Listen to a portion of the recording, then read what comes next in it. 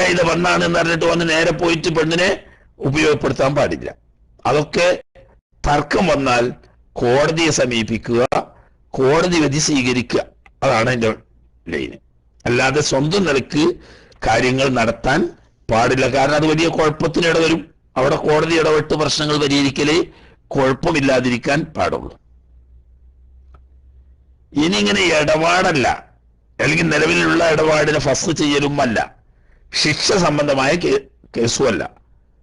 ഇതല്ലാത്തത് വൈകാനത്ത് മാലൻ. ഇനി ഈ ദൈവ ഒരു ധനം സംബന്ധിച്ചതാ. നേരത്തെ പറഞ്ഞ ഇടപാടല്ല, ഒരു ധനം. ഉദാഹരണം ഇപ്പം ജോലി ചെയ്തതിന്റെ കൂലിയിട്ടാണ്ട് കൂട്ടിക്കോളി. അങ്ങനെ ഐനൻ അതൊരു നിശ്ചിത വസ്തു ആവട്ടെ, ഔദൈനൻ അതല്ലെങ്കിൽ ദിമ്മത്തിൽ അവന് കിട്ടാനുള്ളതായിരിക്കുന്ന കടമാവട്ടെ. മാരി എന്ന് പറഞ്ഞതിന് രണ്ടും ആവാന്നർത്ഥം. ഇങ്ങനത്തെ കേസാണെങ്കിലോ അവിടെ കോടതി പോയിക്കൊള്ളുന്നുണ്ടോ? കോടതി പോലെ തന്നെയാണ് നല്ലത്. പക്ഷേ ഇത്തരം ഇടപാടുമായി ബന്ധമില്ലാത്ത, അല്ലെങ്കിൽ ഫസ്ഹുമായി ബന്ധമില്ലാത്ത, ശിക്ഷയുമായി ബന്ധമില്ലാത്ത ധനസംബന്ധമായ പ്രശ്നമാണെങ്കിലോ ഫലഹു, ഈ മുസ്തഹിഖിന് അവകാശപ്പെട്ട വ്യക്തിക്ക് പറ്റും എന്താ അമ്നിൽ ഫിത്ന, താൻ സ്വന്തമായി കാര്യങ്ങളാണ് നടത്തിയാൽ അതുമൂലം പ്രശ്നങ്ങൾ ഉണ്ടാവൂല, കുഴപ്പത്തെപ്പറ്റി നിർഭയമാവുന്ന സമയത്ത് പറ്റും അഹ്ലുഹു, ആ ധനം സ്വയം എടുക്ക, ഇസ്തിഖ്ലാലൻ. അതന്നെ ഇസ്തിഖ്ലാലിന്റെ അർത്ഥം തന്നെ സ്വയം എന്ന് പറഞ്ഞാൽ. മറ്റാളെ കോടതി കേസ് കൊടുത്ത് കോടതിയിൽ നിന്നിട്ട് കേസ് വാദിച്ച് വിധി സമ്പാദിച്ചു കൊള്ളണം എന്നില്ല. തനിക്ക് തന്നെ എന്ത് ചെയ്യാം? കിട്ടാനുള്ള ആ ധനം നേരിട്ടെടുക്കാം. പക്ഷേ ഷർത്തുണ്ട്, എന്താ അമ്നിൽ ഫിത്ന, താൻ സ്വയം അതെടുത്താൽ അത് മുഖേന കുഴപ്പങ്ങൾക്കിട വരില്ല എന്ന് കാണുമ്പോഴേ സ്വന്തം എടുക്കാൻ പാടുള്ളൂ. അല്ലാതെ ഞാൻ തന്നെ സ്വന്തം കൈവച്ചാൽ അത് വലിയ കുഴപ്പത്തിനിട വരും എന്ന് കണ്ടാൽ കോടതി കേസ് കൊടുക്കുക വേണം. എന്ന് പറഞ്ഞാൽ കുഴപ്പമുണ്ടാവില്ല എന്ന് വെച്ചിട്ട് തനിക്ക് കിട്ടാനുള്ളത് അങ്ങനെ അങ്ങോട്ട് പോയിട്ട് എടുക്കാൻ പാടുണ്ടോ? ഇല്ലല്ല. ഞാൻ പക്ഷേ ഇൻകാനൽ മദീനു, തനിക്ക് കടമുള്ള ആള് ആണെങ്കിൽ വയറമുംതനേമിന്നതായി, അത് തിന്നു വീട്ടുന്നതിന് തൊട്ട് വിസമ്മതിക്കുന്ന ആളൊന്നുമല്ല. ഉദാഹരണം, ഒരു മുതലാളിന്റെ അടുത്ത് ജോലി ചെയ്യാൻ, അല്ലെങ്കിൽ ഒരു കഫീലിന്റെ അടുത്ത് ജോലി ചെയ്യാൻ 2 മാസത്തെ ശമ്പളം കിട്ടാണ്ട് അത് ചോദിച്ചാൽ കിട്ടും കണ്ടാ സ്വന്തം എടുക്കാൻ പാടില്ല ആ പറഞ്ഞ്. അപ്പൊ 2 ഷർത്തോട് കൂടി എടുക്ക. ഒന്ന്, ഇവൻ ചോദിച്ചാ തരൂല, ഓ മുംതനിയാ. അങ്ങനെയുണ്ട് ചില ഗഫീവന്മാരും ചില മുതലാളിമാരും ഒക്കെ. മാസക്കണക്കിന് ജോലി ചെയ്യിക്കും, കൂലി ചോദിച്ചാൽ കൊടുക്കൂല. എന്താ ഇത് കാട്ടുക?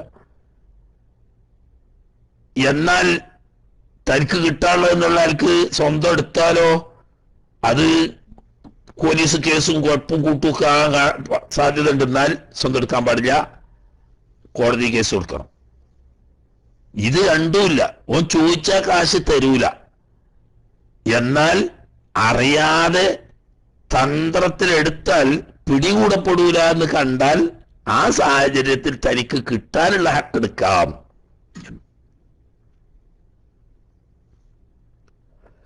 ഇൻകാനൽ മദീനു, കൊടുക്കാനുള്ള ആണെങ്കിൽ വയറൊംതനെമിന്നതായി, തനിക്ക് കിട്ടാനുള്ള മുതല് തിന്നു വീട്ടുന്നതിനെ തൊട്ടിട്ട് വിസമ്മതിക്കുന്ന ആളൊന്നും അല്ല. ഓൻ കൊടുക്കും ചോദിച്ചാൽ. എങ്കിലും യജുസുലിദ്ദായിനി, കിട്ടാനുള്ള ആൾക്ക് ജായിസാവൂല അഹദു ഷൈഇൻ മിൻ മാലിഹി, തനിക്ക് തന്റെ കടക്കാരനായ ആളുടെ മുതലിൽ നിന്നിട്ട് ഒന്നും എടുക്കാൻ പറ്റൂല. മിൻ മുത്താലബത്തിൻ, ചോദിച്ചു വാങ്ങാം.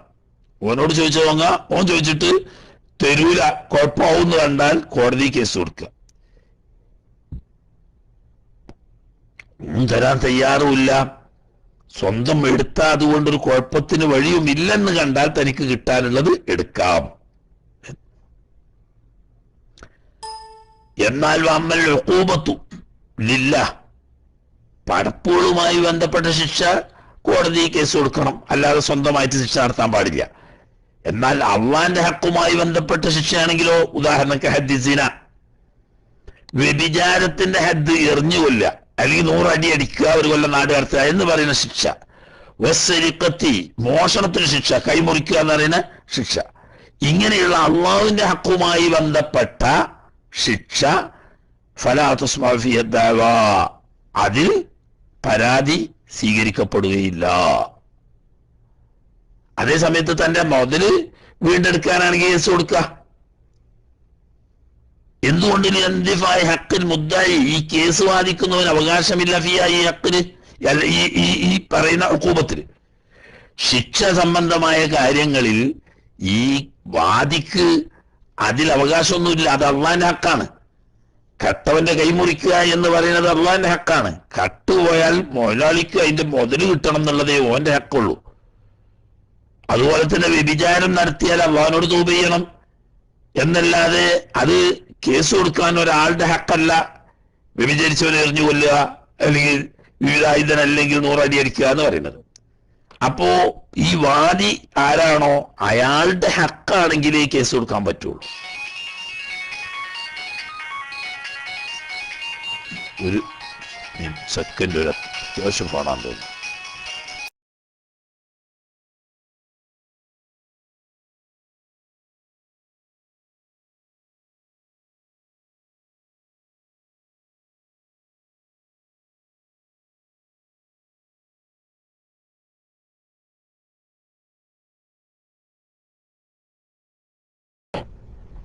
അപ്പോ അള്ളാഹുവിന്റെ ഹക്കുമായി ബന്ധപ്പെട്ട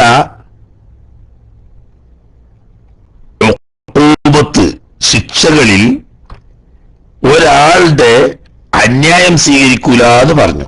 അപ്പൊ പിന്നെ അത്തരം കുറ്റം സ്ഥിരപ്പെടണമെങ്കിൽ എന്ത് വേണം?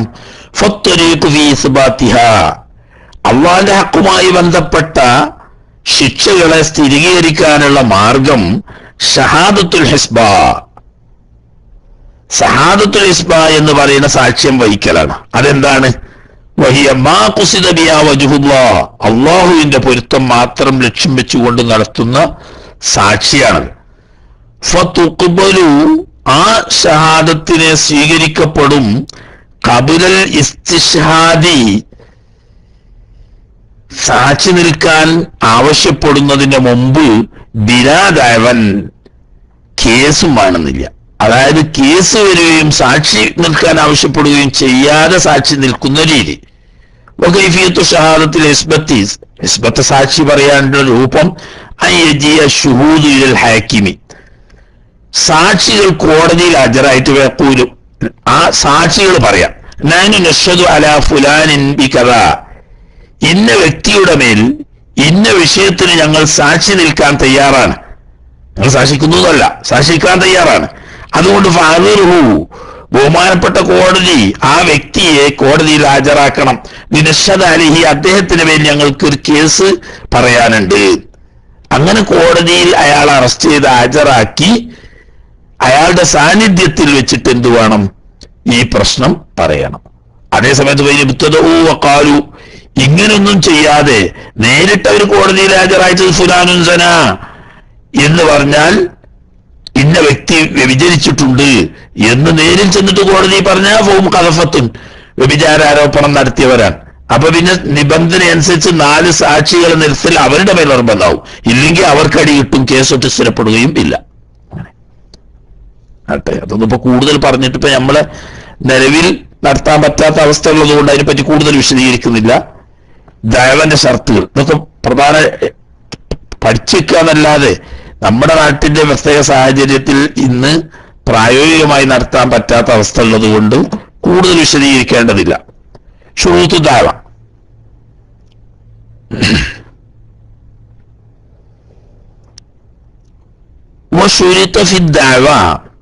ഒരു അന്യായം ഫയൽ ചെയ്യണമെങ്കിൽ അതിന് ഷർത്താക്കപ്പെടും സിത്തത്ത് ഉമൂരിൻ, 6 കാര്യങ്ങളുണ്ട്. ഷർത്താണെന്ന് പറഞ്ഞാൽ ഈ 6 നിബന്ധന ഒത്തെങ്കിലേ കോടതി കേസ് ഫയലിൽ സ്വീകരിക്കുകയുള്ളൂ.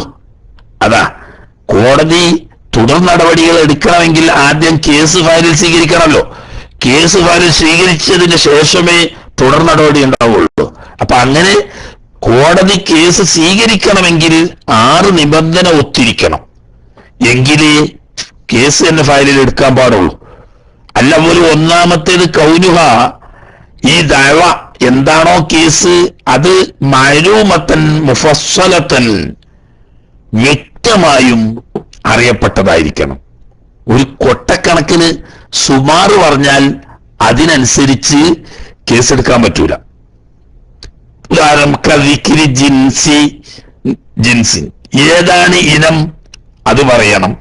വനോഇൻ, ഇനത്തിന്റെ ഐറ്റം അത് പറയണം. വഖദരിൻ, അതിന്റെ സംഖ്യ എത്ര എന്നും പറയണം. എന്തിന് ഫീ നഖദിൻ, ഒരു നാണയത്തിൽ. ഉദാഹരണം സ്വർണം, ഒരു നാണയം കിട്ടാണ്ട് 100 നാണയം കിട്ടാണ്ട് എന്ന് പറഞ്ഞാൽ അതിനനുസരിച്ച് കേസെടുക്കാൻ പറ്റൂല. നാണയം സ്വർണ്ണാണോ വെള്ളിയാണോ, അത് തന്നെ ഏത് തരത്തിലുള്ള നാണയമാണ്, എത്ര തൂക്കം വരും എന്ന് കൃത്യമായി പറയണം. അല്ലെങ്കിൽ കിട്ടാനുള്ള ദൈന് കടം സംഖ്യയാണെങ്കിൽ ഏത് ഇനത്തിൽപ്പെട്ടതാണ്, എങ്ങനെ കിട്ടാനുള്ളതാണ്, എത്ര സംഖ്യ ഉണ്ട് എന്നൊക്കെ വ്യക്തമായി പറയണം. വദിക്കുർ സിഫത്തിൻ ഫി ഐനിൻ, ഒരു വസ്തുവിനെ സംബന്ധിച്ചാണ് കേസെങ്കിൽ ആ വസ്തുവിന്റെ ഗുണവിശേഷങ്ങൾ കൃത്യമായി പറഞ്ഞ് ഇരിക്കണം കേസിൽ. അതുപോലെ ഭൂമിയാണെങ്കിൽ വദിക്കുർ ജിഹത്തിൻ, ഏത് ഭാഗമാണെന്ന് പറയണം. വമഹല്ലിൻ, സ്ഥലം ഏതാണെന്ന് പറയണം. വഹുദൂദിൻ, അതിന്റെ 4 അതിലേതാണെന്ന് പറയണം. ഫി അഖാരിൻ, ഭൂമി പോലെയുള്ള ഭൂമി കച്ചവടമൊക്കെ സംബന്ധിച്ച കേസാണെങ്കിൽ ഭൂമിന്റെ പേര് പറയണം, സ്ഥലം പറയണം, അതുപോലെ തന്നെ അതിന്റെ 4 അതിരുകൾ പറയണം. എന്നതുപോലെ ഒക്കെ ഈ കേസ് മഅലൂമത്തും മുഫസ്സലത്തും ആണെന്ന് പറഞ്ഞതിന് ഉദാഹരണങ്ങളാണ് പറയുന്നത്. വദിക്ർ സിഹത്തിൻ, ഈ ഇടപാട് സഹീഹാണ് എന്ന് വ്യക്തമായി പറയണം. എങ്ങനെ? തഫ്സീലൻ, ഒരു രക്ഷിതാവ് 2 സാക്ഷികൾ മുഖേന മുഹ്രിമല്ലാത്ത പുരുഷൻ, മുഹ്രിമല്ലാത്ത സ്ത്രീയെ മുഹ്രിമല്ലാത്ത രക്ഷിതാവ് നിക്കാഹ് ചെയ്തു കൊടുത്തതാണ്. ഇങ്ങനെ നിക്കാഹില് തഫ്സീലം പറയണം. അതായത് സഹിയാണ് നിക്കാഹില് എന്ന് പറഞ്ഞാൽ പോരാ, നിക്കാഹ് ചെയ്യാൻ ആവശ്യമാവുന്ന രക്ഷിതാവിന്റെയും പെണ്ണിന്റെയും ചെറുക്കന്റെയും ഷർത്തുകളും നിക്കാഹിന്റെ ഈജാബ് കബൂലിന്റെ ഷർത്തുകളും സാക്ഷിയാവുന്ന ഷർത്തുകളും ഒക്കെ ഒത്ത നിക്കാഹാണ് എന്ന് വിശദമായി തന്നെ വ്യക്തമാക്കണം. എന്നാൽ ഇജ്മാലൻ സഹിഹാണെന്ന് മൊത്തത്തിൽ പറഞ്ഞാൽ മതി. ഫി അഖ്ദിൻ മാലിൻ, സാമ്പത്തിക ഇടപാടാണെങ്കിൽ. വിവാഹ ഇടപാട് എന്ന് പറഞ്ഞാൽ ദുന്യാവിലും ആഖിറത്തിലും നിലനിൽക്കേണ്ട ശാശ്വതമായ ബന്ധമായതുകൊണ്ട് അവിടെ വളരെ സൂക്ഷ്മത പാലിച്ച് കൃത്യമായി വിശദമായി തന്നെ പറയണം. അതേസമയത്ത് സാമ്പത്തികമാണെങ്കിൽ സഹീഹായ ഇടപാടാണ് എന്ന് വ്യക്തമാക്കിയാൽ മതി. നേരത്തെ പറഞ്ഞതുപോലെ വിശദമാക്കി കൊള്ളണം എന്നില്ല. അപ്പൊ ചുരുക്കി പറഞ്ഞാൽ ഒന്നാമത്തെ ഷർത്ത് വ്യക്തമാക്കപ്പെട്ട നിലക്ക് അറിയപ്പെടണം. അതിന്റെ നിബന്ധനകളോട് ഉപാധികളോട് കൂടി വ്യക്തമായി വിശദീകരിക്കപ്പെട്ടിരിക്കണം. രണ്ടാമത്തേത് കൗനുഹാ മുഅയ്യനതൻ, ഈ കേസ് നിർണയിക്കപ്പെട്ടതാവണം എന്ന് പറഞ്ഞാൽ അതിന്റെ അർത്ഥം ഫലാ തുസ്മഉ അലാ ഗൈരി മുഅയ്യനിൻ, ഒരു നിശ്ചിത വ്യക്തിയുടെ മേലിലായിരിക്കണം കേസ് വാദിക്കുന്നത്. നിശ്ചിതമല്ലാത്ത വ്യക്തിയുടെ മേലിലുള്ള കേസ് സ്വീകരിക്കപ്പെടൂല. ഏതുപോലെ കാല ഒരാൾ പറയും പോലെ ഖതലഹു അഹദു ഹൗലായി, ഒരാളെ കൊലപ്പെടുത്തി. ഈ കുറെ ആളുണ്ട്, 3-4 ആളുണ്ട്, ഈ കൂട്ടത്തിൽപ്പെട്ട ഏതോ ഒരാള് ഈ 4 ആളും കൂടി കൊലപ്പെടുത്തി എന്ന് പറഞ്ഞാൽ കൃത്യാണ്.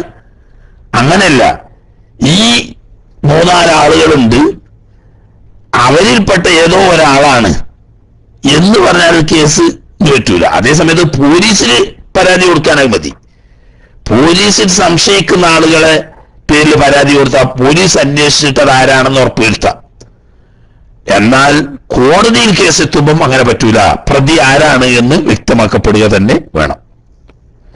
അതുപോലെ തന്നെ വലാമിൻ ഗൈരി മുഅയ്യനിൻ, നിശ്ചിതമായ ഒരു വ്യക്തിയല്ലാതെ കേസ് പറയാനും പറ്റൂല. കേസ് കൊടുക്കുന്ന ആള് നിർണയമാവണം. കമാ ഇദാ ഖാല വാഹിദുൻ മിൻ ജമാഅത്തിൻ, ഒരു സംഘം ആളുകൾ 4-5 ആളുണ്ട്, അതിൽപ്പെട്ട ഒരാള് പറയാൻ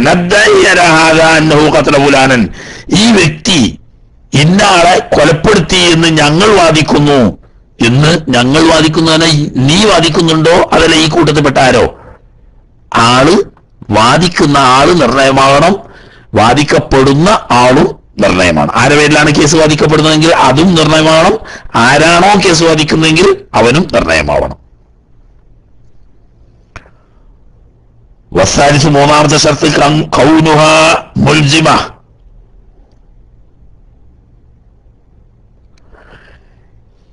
ഈ കേസ് സ്ഥിരപ്പെട്ടു കഴിഞ്ഞാൽ അത് നിർബന്ധമായി വീട്ടേണ്ട ബാധ്യതയുള്ളതായിരിക്കണം എന്ന് പറയുമ്പോഴോ ഫലാ തസ്മഉ, കേസ് സ്വീകരിക്കപ്പെടുകയില്ല ഫീമ, ഒരു കാര്യത്തിൽ ലാ യതഅല്ലഖു ബിഹാ, ആ കേസുമായിട്ട് ബന്ധപ്പെടൂല ഇൽസാമുൻ ഫിൽ ഹാലി, ഇപ്പോൾ നിർബന്ധമായ ബാധ്യത, പിന്നെ കുറെ കഴിഞ്ഞിട്ടാണ്, അതിനിപ്പോ കേസ് കൊടുക്കേണ്ട ആവശ്യമില്ലല്ലോ. ഇതുപോലെയൊക്കെ ദൈനിൻ മുഅജ്ജലിൻ, അവധിയുള്ള കടം, വരുന്ന മാസം 30-ാം തീയതി കിട്ടാനുള്ള കാശിന് വേണ്ടിയിട്ട് ഈ മാസം 15-ാം തീയതി കേസ് കൊടുക്കുക. അപ്പൊ 1.5 മാസം മുമ്പ് കേസോ, അല്ലെങ്കിൽ 1 മാസം മുമ്പ് 30-ാം തീയതി കിട്ടാനുള്ള കാശിന് 1-ാം തീയതി തന്നെ കേസ് കൊടുക്കുക. അത് പറ്റൂല. കേസ് ഉണ്ട് എന്ന് സ്ഥിരപ്പെട്ടാൽ തന്നെ ഇപ്പോ കോടതി എന്താ പറയാ? ഒന്നും പറയില്ല. 30-ാം തീയതി അല്ല 30-ാം തീയതി വരട്ടെ. അപ്പൊ സ്ഥിരപ്പെട്ട ഹക്കിന് വേണ്ടിയിട്ടേ കേസ് കൊടുക്കാൻ പാടുള്ളൂ. അതുപോലെ തന്നെ മറ്റൊരു ഉദാഹരണം പറഞ്ഞാൽ ഹിബത്തിന് ഒരു മഹബൂബ, ഒരു സംഭാവന ഏൽപ്പിച്ചു കൊടുത്തിട്ടില്ല, വാക്കാ പറഞ്ഞിട്ടുള്ളൂ. അപ്പൊ കേസ് കൊണ്ട് സ്ഥിരപ്പെട്ടതുകൊണ്ട് വിജുഭാവില്ല. ഒരാൾ സംഭാവന പറഞ്ഞു എന്നതുകൊണ്ട് അത് പൂർത്തിയാക്കൽ സുന്നത്തേ ഉള്ളൂ, പൂർത്തിയാക്കാതിരിക്കൽ കറാഹത്ത, പൂർത്തിയാക്കി വീട്ടൽ നിർബന്ധം വരുന്നില്ല. അതേസമയത്ത് കബു ചെയ്തു, ഏൽപ്പിച്ചു കൊടുത്താൽ വിജുഭായി. അപ്പോ കേസ് സ്ഥിരപ്പെട്ടാൽ തന്നെ ഇപ്പോൾ ഹക്ക് വുജൂബാവുന്നത് അല്ലാത്ത വിഷയത്തിൽ കേസ് കൊടുത്തിട്ട് കാര്യമില്ല. റാബിയോ 4-ാമത്തെ ഷർത്ത് അല്ലാ തുസ്ബിഖഹ, ഇപ്പോഴുള്ള ഈ കേസിന് മുൻകടക്കാതിരിക്കണം. ദഅവൻ തുനാഖിദുഹ, ഇപ്പോഴുള്ള കേസിന് വിപരീതമായി നേരത്തെ ഒരു കേസ് കൊടുത്തിരുന്നു. നേരത്തെ കേസ് വാദിച്ചതിന് നേരെ വിപരീതമാണ് ഇപ്പോൾ വാദിക്കുന്നത്. അങ്ങനെ വരാൻ പാടില്ല ഒരു വിഷയത്തിൽ. ഇതുപോലെ കമാലോ കാലോ ഒരാൾ പറയുന്നു ഖതലഹു സയ്യിദുൻ വഹദഹു എന്ന് പറഞ്ഞു, ഒരാള് കൊല്ലപ്പെട്ടു.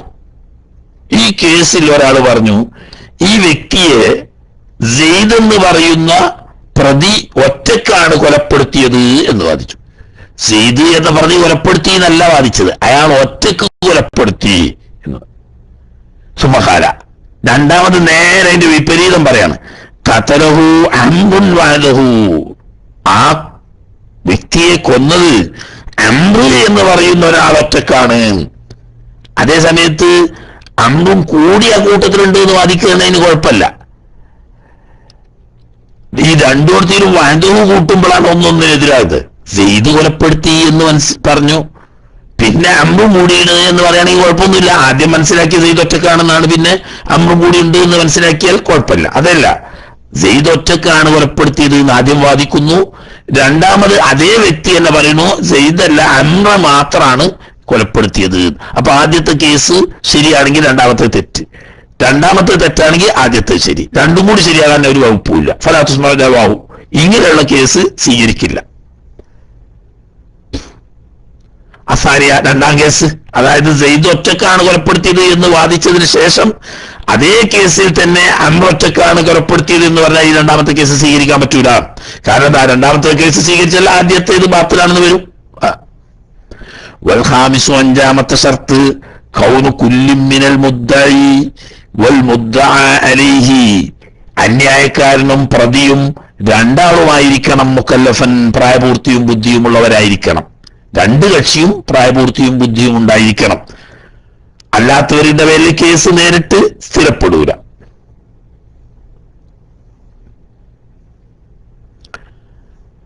ഫലാ തുസ്മഉ മിൻ സബിയ്യിൻ, ഒരു പ്രായപൂർത്തി എത്താത്ത കുട്ടിയാണ് കേസ് പറയുന്നത്, അത് സ്വീകരിക്കാൻ പറ്റൂല. മജ്നൂൻ, അല്ലെങ്കിൽ ബുദ്ധിയില്ലാത്ത ഒരു ഭ്രാന്തനാണ് കേസ് പറയുന്നത്, അതും സ്വീകരിക്കാൻ പറ്റൂല. വലാലിഹിമ, അല്ലെങ്കിൽ ഈ കുട്ടിക്കെതിരിലാണ് അല്ലെങ്കിൽ ഭ്രാന്തനെതിരിലാണ് കേസ്, അത് കേസായി ഫയലിൽ സ്വീകരിക്കാൻ പറ്റൂല. കാരണം എന്താ, അവർക്ക് സാക്ഷി നിർത്താൻ കഴിയില്ല, അല്ലെങ്കിൽ അവർക്ക് സത്യം ചെയ്യേണ്ടി വന്നാൽ സത്യം ചെയ്യാൻ കഴിയൂല എന്നതുകൊണ്ട്. സാദിസു ആറാമത്തെ ഷർത്ത് കൗനു കുല്ലും മിൻഹുമാ, അന്യായക്കാരനും പ്രതിയും രണ്ടുപേരും ആയിരിക്കണം മുൽത്തസിമൻ ലിഅഹ്കാമിന, നമ്മുടെ കോടതി നിയമങ്ങൾ അംഗീകരിക്കുന്നവരായിരിക്കണം. ഒരു മുസ്ലിം കോടതിയിൽ കേസ് വരുമ്പോ മുസ്ലിം കോടതി പറയുന്ന വിധി സ്വീകരിക്കാൻ സന്നദ്ധയുള്ള, വിധി അംഗീകരിക്കുന്ന ആളുകളെ ഈ കേസ് കൊടുത്തിട്ട് കാര്യമുള്ളൂ. അല്ലാതെ ഒരു അംഗീകരിക്കാത്തവരെ വലിയ കേസ് വിധി അറിഞ്ഞിട്ട് കാര്യമില്ലല്ലോ. ഫലാ തുസ്മഉ മിൻ ഹർബിയിൻ, ഒരു ഹർബി കാഫിർ ഒരു ദിമ്മിയായ കാഫിറിനോ മുസ്ലിമിനോ എതിരൊരു കേസ് കൊടുത്താൽ അത് സ്വീകരിക്കൂല. കാരണം ഹർബി കാഫിർ മുസ്ലിം ഗവൺമെന്റിന്റെ നിയമം അംഗീകരിക്കാത്ത ആളാണ്. വലാ അലൈഹി, അതുപോലെ തന്നെ ഒരു ഹർബി കാഫിറിനെതിരിൽ മുസ്ലിമോ അല്ലെങ്കിൽ ദിമ്മിയോ ആയിരിക്കുന്ന ഒരാൾ കേസ് കൊടുത്താൽ അതും സ്വീകരിക്കപ്പെടൂല. കാരണം ഹർബി നമ്മുടെ ഹുക്കുമിൽ വിധികളെ അംഗീകരിക്കാത്തവരാണ്. ഇങ്ങനെ 6 ഷർത്തുകളാണ് കേസ് സ്വീകരിക്കപ്പെടാൻ. അതിന് പിന്നെ കൂടുതൽ വിശദീകരിച്ചിട്ട് കാര്യമില്ല, അത് കോടതി വിഷയങ്ങളാണ്. അത് തന്നെ ഇസ്ലാമിക ഗവൺമെന്റ് നിലനിൽക്കുന്ന മുസ്ലിം നാട്ടിൽ ആ രാജ്യത്തെ മുസ്ലിം ഗവൺമെന്റ് നിയമിച്ച കോടതികളിൽ വരുന്ന കേസിന്റെ വിധിയാണ്. അതൊക്കെ ഇപ്പൊ ബർക്കത്തിന് വേണ്ടി ഓതി പോകുകയല്ലാതെ നമ്മുടെ നാട്ടിൽ അത് ഇല്ലാത്തത് കൊണ്ട് കൂടുതൽ പറയുന്നില്ല. ഇനി പറയുന്ന 1-2 ബാബുകൾ വളരെ പ്രധാനപ്പെട്ടതാണ്, കഴിയാൻ പോവുകയാണ്. മുസ്ലിങ്ങൾ പൊതുവെ പാലിക്കേണ്ട ഫർള് കിഫായിയായ ചില കാര്യങ്ങളാണ് തൊട്ടടുത്ത ബാബിൽ പറയാനുള്ളത്. പിന്നെ ജിഹാദുമായി ബന്ധപ്പെട്ട വളരെ പ്രധാനമായ ഒരു പാഠം, പിന്നെ സലാമും കഴിഞ്ഞ, പിന്നെ അവസാനം ഇത്ഖ് ദ്വാർക്കണമെന്ന് ഇത്ഖിന്റെ പാഠം പറഞ്ഞിട്ട് ഒരൊറ്റ ദുആ അതോടുകൂടി കഴിഞ്ഞു. ഇൻഷാ അല്ലാഹ് അടുത്ത ആഴ്ച ബഹുമാനപ്പെട്ട ബാബുസ്താദ് തിങ്കളാഴ്ച എന്തോന്നാ പറഞ്ഞ ദിവസം, വരുന്ന തിങ്കളാഴ്ച, അപ്പോൾ നമുക്ക് ഓതൽ ഇൻഷാ അല്ലാഹ് പൂർത്തിയാവും. ഫർള് കിഫായകൾ വളരെ പ്രധാനപ്പെട്ടതാണ്. ആ ഭാഗം ഇൻഷാ അല്ലാഹ് നാളെ ഓതാം. ഇന്നിപ്പോൾ മതി, കുറച്ച് സമയം. അത്യാവശ്യപ്പെട്ട എന്തെങ്കിലുമൊക്കെ സംശയങ്ങൾ ഉണ്ടെങ്കിൽ ചോദിക്കാനും മറ്റുമൊക്കെ ഉള്ള സമയമാണ്. ചോദ്യകർത്താക്കളൊക്കെ ഉള്ളവരുണ്ടെങ്കിൽ വരട്ടെ, നമുക്ക് കുറച്ച് സമയം ചോദ്യോത്തരവായിട്ട് ഇൻഷാ അല്ലാഹ് മുന്നോട്ട് പോകാം. അല്ലാഹു സുബ്ഹാനഹു വ തആല തൗഫീഖ് ചെയ്യുമാറാകട്ടെ. ചോദ്യകർത്താക്കൾ ഉണ്ടെങ്കിൽ അവർക്ക് വേണ്ടി മൈക്ക് കൈമാറുന്നു. വസിയത്തോടെ അസ്സലാമു അലൈക്കും.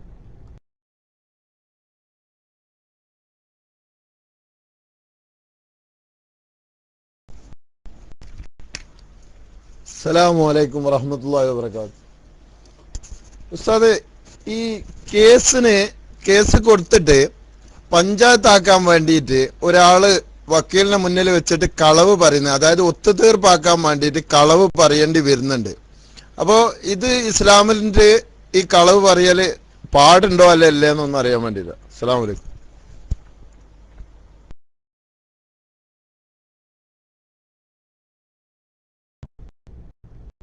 അത് വിഷയത്തിന്റെ അവസ്ഥ പോലെ ഉണ്ടാവും. ചിലയിടത്ത് കളവ് പറയൽ ജായിസാവും, ചിലയിടത്ത് കളവ് പറയൽ സുന്നത്താവും, ചിലയിടത്ത് കളവ് പറയൽ ഉജൂബാവും ഒക്കെ വരും.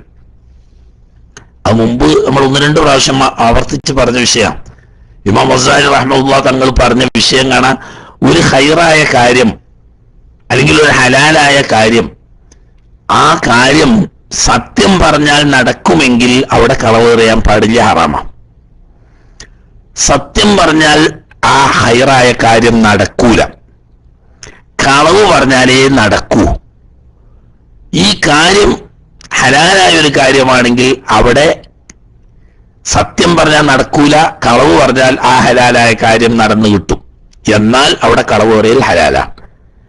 അല്ല, ഈ കാര്യം നടക്കൽ സുന്നത്തായ കാര്യമാണ്, സത്യം പറഞ്ഞാൽ ആ കാര്യം നടന്നിട്ടൂല, കളവ് പറഞ്ഞാലേ ആ കാര്യം നടക്കാൻ പറ്റുള്ളൂ, എന്നാൽ കളവ് പറയൽ സുന്നത്താവും.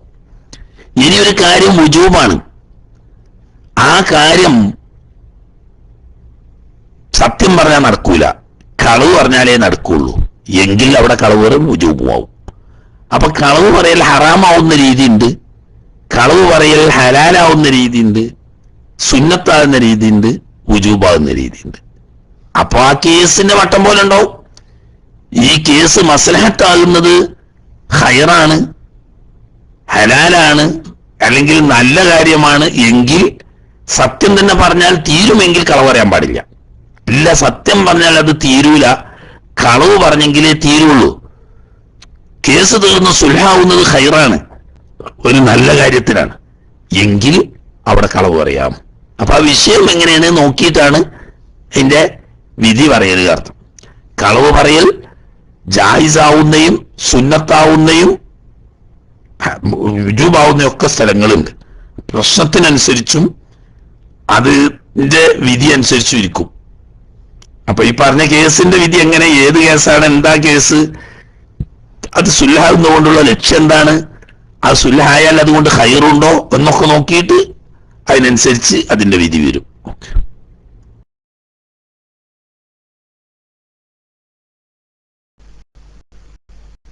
അസ്സലാമു അലൈക്കും. കേൾക്കാമോ?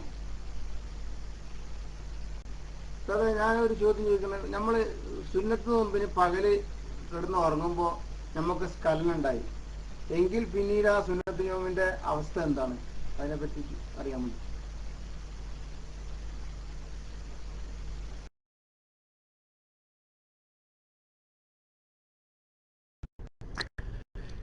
ചോദ്യം ചോദിച്ചു കഴിഞ്ഞാൽ മൈക്ക് ഉടനെ വിടാൻ മറക്കരുത്.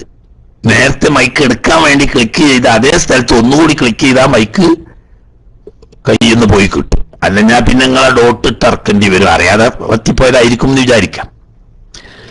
സുന്നത്ത് നോമ്പാണെങ്കിലും ഇനി അതല്ല റമളാൻ മാസത്തിലെ ഫർളായ നോമ്പാണെങ്കിലും പകൽ സമയത്ത് സ്വപ്നസ്ഖലനം ഉണ്ടായാൽ അതുകൊണ്ട് നോമ്പിന് യാതൊരു കുഴപ്പമില്ല, നോമ്പ് മുറിയില്ല. അത് സുന്നത്ത് നോമ്പായാലും മുറിയില്ല, ഫർള് നോമ്പായാലും മുറിയില്ല, കുളിച്ച് ശുദ്ധിയായാൽ മതി, നോമ്പിന് യാതൊരു കുഴപ്പമില്ല. അതേ സമയത്ത് മനഃപൂർവ്വം നമ്മുടെ പ്രവൃത്തി കൊണ്ട് സ്ഖലനം ഉണ്ടാകരുത്. ഉദാഹരണം, സംയോഗത്തിൽ ഏർപ്പെടുക, അതല്ലെങ്കിൽ സ്വയംഭോഗത്തിൽ ഏർപ്പെടുക തുടങ്ങിയ മനഃപൂർവ്വമുള്ള പ്രവൃത്തി കൊണ്ടാണെങ്കിൽ ഫർളായ നോമ്പാണെങ്കിലും ബാത്തിലാവും, സുന്നത്തായ നോമ്പാണെങ്കിലും ബാത്തിലാവും, അത് ഹറാമുമാണ്. എന്നാൽ സ്വപ്നത്തിൽ സ്ഖലനമുണ്ടായാൽ അത് ഫർള് നോമ്പാണെങ്കിലും നോമ്പിന് ഒരു കുഴപ്പം പറ്റൂല, സുന്നത്ത് നോമ്പായാലും ഒരു കുഴപ്പം പറ്റൂല, നോമ്പ് പൂർത്തിയാക്കിയാൽ മതി. കുളി ഫർളായത് കുളിക്കണം എന്നല്ലാതെ നോമ്പ് പൊതുവായിട്ട് പ്രശ്നങ്ങളൊന്നും ഇല്ല.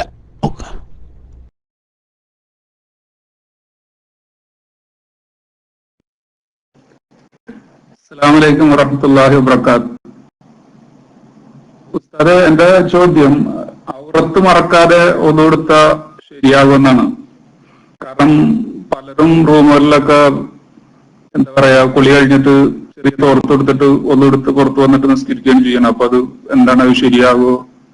അതിന്റെ ഒന്ന് മസല പറഞ്ഞാൽ. രണ്ടാമത്തെ ചോദ്യം, നോമ്പിലായിരിക്കുമ്പോൾ പേസ്റ്റ് ഉപയോഗിച്ച് പല്ല് തേക്കാമോ എന്നുള്ളതാണ്. അസ്സലാമു അലൈക്കും.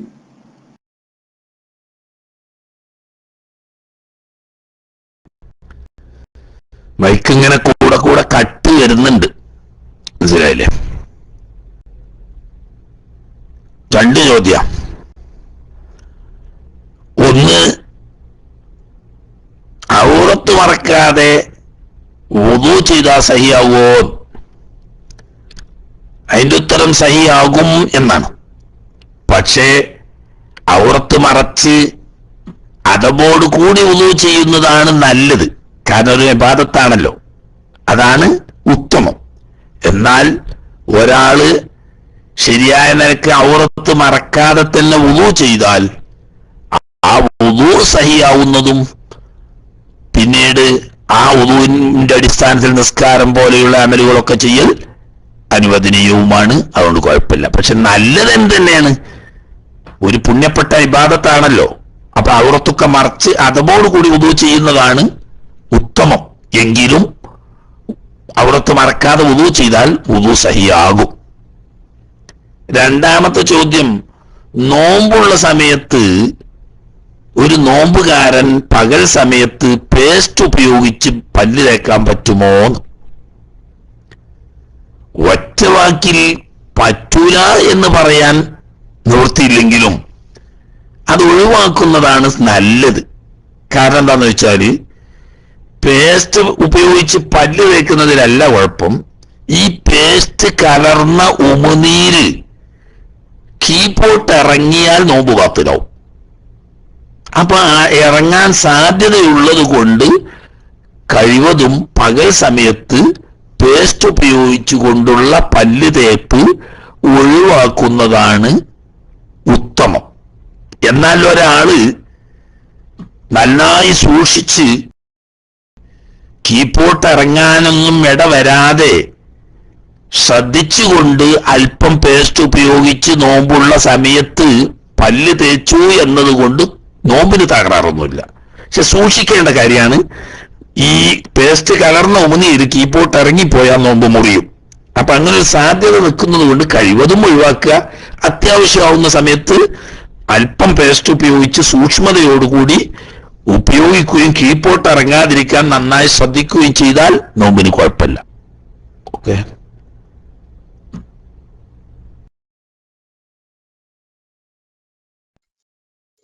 അസ്സലാമു അലൈക്കും വറഹ്മത്തുള്ളാഹി തആല വബറകാതുഹു. ഉസ്താദെ, ഇപ്പൊ പറഞ്ഞ വിഷയത്തില് ഇപ്പൊ എന്റെ ചോദ്യം അതല്ല. ഈ സുഹൃത്ത് പല്ല് തേക്കുന്ന ഒരു വിഷയം പറഞ്ഞപ്പോഴേ, സാധാരണ അറബികൾക്കിടയിൽ റമളാൻ മാസത്തിലൊക്കെ കാണാറുണ്ട്, നിസ്കരിക്കാൻ നിൽക്കുന്ന സമയത്തും അവര് റമളാൻ മാസത്തിൽ പല്ല് തേക്കുന്നു. അപ്പൊ അത് നമ്മളെ ചില മലയാളക്കാരുടെ ഇടയിലും കാണാറുണ്ട്. അതിന്റെ ഹുക്മ കൂടി ഉസ്താദുകൾ പറയുകയാണെങ്കിൽ റമളാൻ അടുത്തിരിക്കുന്ന സമയത്ത് ഖൈറായിരിക്കും. അതുപോലെ ഉസ്താദ്, എന്റെ സംശയം എന്ന് പറയുന്നത്, ഒരു സ്ത്രീ അവൾക്ക് സാധാരണ 3 ദിവസം 4 ദിവസം ഹൈള് ഉണ്ടാവുന്നു. അത് കഴിഞ്ഞിട്ട് 6-ാമത്തെ 7-ാമത്തെ ദിവസം, അതിന്റെ ഇടയ്ക്ക് 2-3 ദിവസം വിട്ടിട്ട് പിന്നെ 6-ാമത്തെ 7-ാമത്തെ ദിവസം അവൾക്ക് ഹൈള് ഉണ്ടാവുന്നുണ്ട്. ചില സന്ദർഭങ്ങളിൽ ഈ 2-3 ദിവസം ഹൈള് ഉണ്ടാകുന്നു, പിന്നെ കാണാത്തയും സന്ദർഭങ്ങളുണ്ട്. അപ്പൊ ഈ സ്ത്രീ എന്താണ് ചെയ്യേണ്ടത്? 2-3 ദിവസം കഴിഞ്ഞ് അതിന്റെ ഇടയ്ക്കുള്ള ദിവസം നിസ്കരിക്കുകയാണോ വേണ്ടത്? അപ്പൊ അവൾക്ക് ഉറപ്പ് പറയാൻ പറ്റൂല ഈ 2-3 ദിവസം കഴിഞ്ഞിട്ട് പിന്നെ 6-ാമത്തെയും 7-ാമത്തെയും ദിവസം കാണുമോ കാണൂല എന്ന്. പക്ഷെ അധിക സമയത്തും അങ്ങനെ കാണാറുണ്ട് എന്നാണ് പറയുന്നത്. അപ്പൊ എന്താണ് ചെയ്യേണ്ടത്? ഉസ്താദ് അവറുകൾ മറുപടി പറഞ്ഞ വലിയ ഉപകാരം. ദുആ വസിയത്തോടെ. അസ്സലാമു അലൈക്കും വറഹ്മത്തുള്ളാഹി.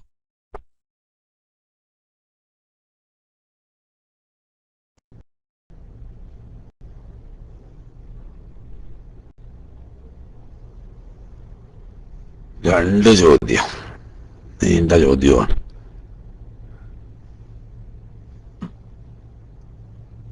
ഒന്നാമത്തെ ചോദ്യം ഇപ്പൊ എന്താ? ഇനി രണ്ടാമത്തെ നോക്കുക. ഒന്നാമത്തെ മറന്നു. ഇനി കുറെ നീണ്ട ചോദ്യമാകാ. 2 ചോദ്യയുടെ ആയ രണ്ടാമത്തേക്കും ശ്രദ്ധ കൊടുത്താൽ ഒന്നാമത്തെ ഓർമ്മ ഉണ്ടാവില്ല. നിങ്ങൾക്ക് ചെറുപ്പക്കാർക്ക് വലിയ ഓർമ്മശക്തി ഉള്ള പോലെയല്ല. എനിക്ക് പൊതുവെ ഒരു കാര്യത്തേക്ക് ഒരിക്കലേ ശ്രദ്ധിക്കാൻ കഴിയുള്ളൂ. അത് അതിൽ നന്നായി ശ്രദ്ധ കൊടുത്താൽ അടുത്ത കാര്യത്തേക്ക് ശ്രദ്ധിക്കാൻ കഴിയില്ല. രണ്ടാമത്തേക്ക് ശ്രദ്ധ കൊടുത്താലോ ആദ്യത്തെ ഓർമ്മ വിടുകയും ചെയ്യും. അതുകൊണ്ടാണ് ഈ 2 ചോദ്യം ഒന്നിച്ച് ചോദിക്കരുത് എന്ന് പറയുന്നത്. എന്നാ ചുരുങ്ങിയ വാക്കിൽ 2 ചോദ്യം ഒന്നിച്ചൊക്കെ ചോദിക്കുകയാണെങ്കിൽ ചിലപ്പോൾ 2 ഓർമ്മ നിന്ന് വരും. ഒരു ഇടങ്ങേറ് പിടിച്ച പെണ്ണിന്റെ കേസാണ് രണ്ടാമത്തേത് പറഞ്ഞ്. അതെന്നെ ഒറ്റയ്ക്ക് തന്നെ ശ്രദ്ധിക്കാൻ പ്രയാസമുള്ളൊരു ചോദ്യം.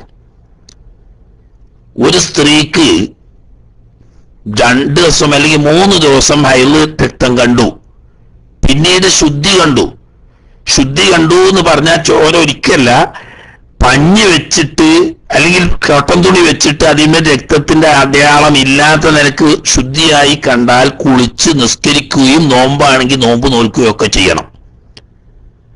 പിന്നീട് 2-3 ദിവസം കഴിഞ്ഞിട്ട് വീണ്ടും രക്തം കണ്ടാൽ അപ്പോൾ അവിടെ വെച്ച് ഈ നിസ്കാരാദി കാര്യങ്ങളൊക്കെ നിർത്തിവെക്കുകയും രണ്ടാമത് കണ്ടത് ഹൈളാണ് എന്ന നിലക്ക് നിസ്കാരാദി കാര്യങ്ങളൊക്കെ ഉപേക്ഷിച്ച് ഹൈളുകാരിയെ പോലെ നിൽക്കണം. അങ്ങനെ 4-5 ദിവസം കഴിഞ്ഞു, രണ്ടാമത് പൂർണ്ണമായി ശുദ്ധി വന്നു.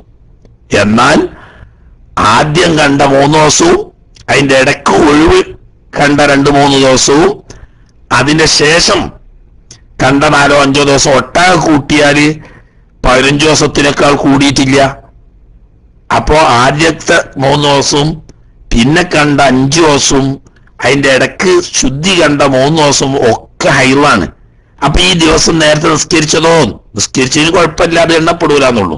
നോമ്പാണെങ്കിൽ ആ ദിവസത്തെ നോമ്പ് പിന്നെ ഖളാ വീട്ടണം. 1 മാസം 3 ദിവസമേ കണ്ടുള്ളൂ. ആ 3 ദിവസം കഴിഞ്ഞ് ശുദ്ധി കണ്ടാ കുളിച്ച് നിസ്കരിക്കുക തന്നെ, മറ്റു കാര്യങ്ങളൊക്കെ ചെയ്യാം. പിന്നെ രണ്ടാമത് രക്തം മടങ്ങി വന്നിട്ട് ഈ കുഴപ്പമൊന്നുമില്ല, അങ്ങനെയാണ് പോകാം. അപ്പൊ അവളെ സംബന്ധിച്ച് ശുദ്ധിയുടെ ലക്ഷണം കണ്ടു കഴിഞ്ഞാൽ കുളിച്ച് നിസ്കാരാദി കാര്യങ്ങളൊക്കെ നിർവഹിച്ചു കൊണ്ടിരിക്കണം. പിന്നെ 15 ദിവസം ആണതിന് മുമ്പ് രണ്ടാമത് രക്തം കണ്ടാൽ നിർത്തിവെക്കുക. എന്നിട്ട് പിന്നെ 15 ദിവസത്തിന്റെ ഉള്ളിൽ നിൽക്കുകയും ചെയ്താൽ ഈ ശുദ്ധി കണ്ട ദിവസവും ആദ്യം ഉണ്ടായ ദിവസവും പിന്നെ ഉണ്ടായ ദിവസവും ഒക്കെ അയാളാണ് നിൽക്കുക. അങ്ങനെ ഇടയ്ക്ക് ഉണ്ടാകുന്ന ഒരു പെണ്ണിന് തന്നെ ആകെ ഒരു മാസത്തിൽ 3 ദിവസം ഉണ്ടായാൽ ശുദ്ധിയായി. അല്ല അന്ന് മുതൽ തന്നെ കുളിച്ച് നിസ്കരിക്കും വേണം. എന്നതിന്റെ കണക്ക്.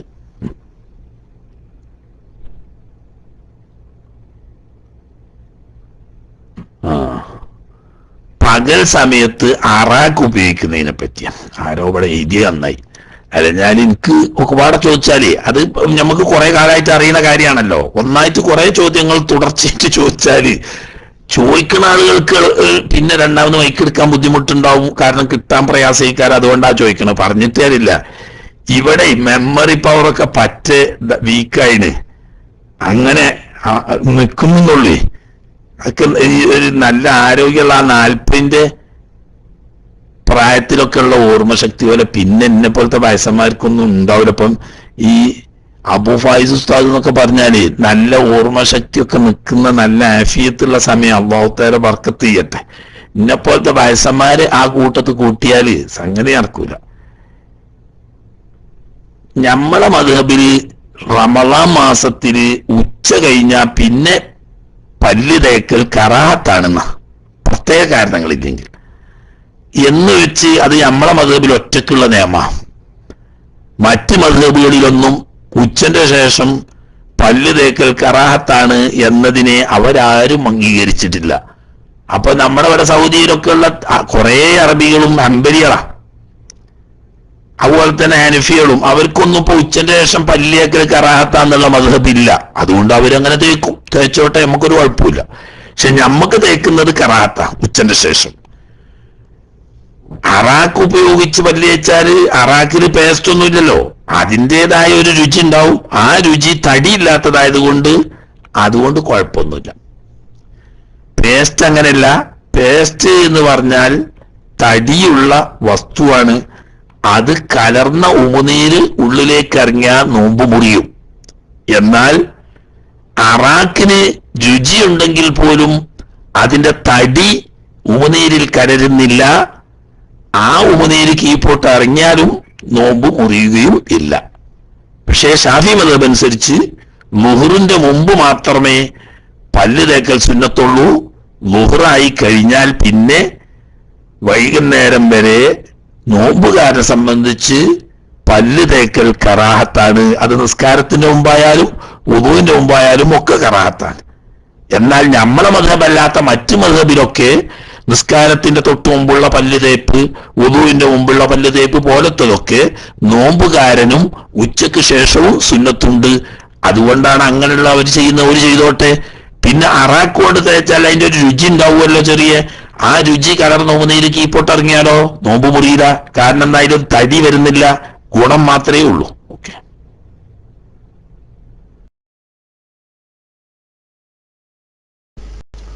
അസ്സലാമു അലൈക്കും വറഹ്മത്തുള്ളാഹി വബറകാതുഹു.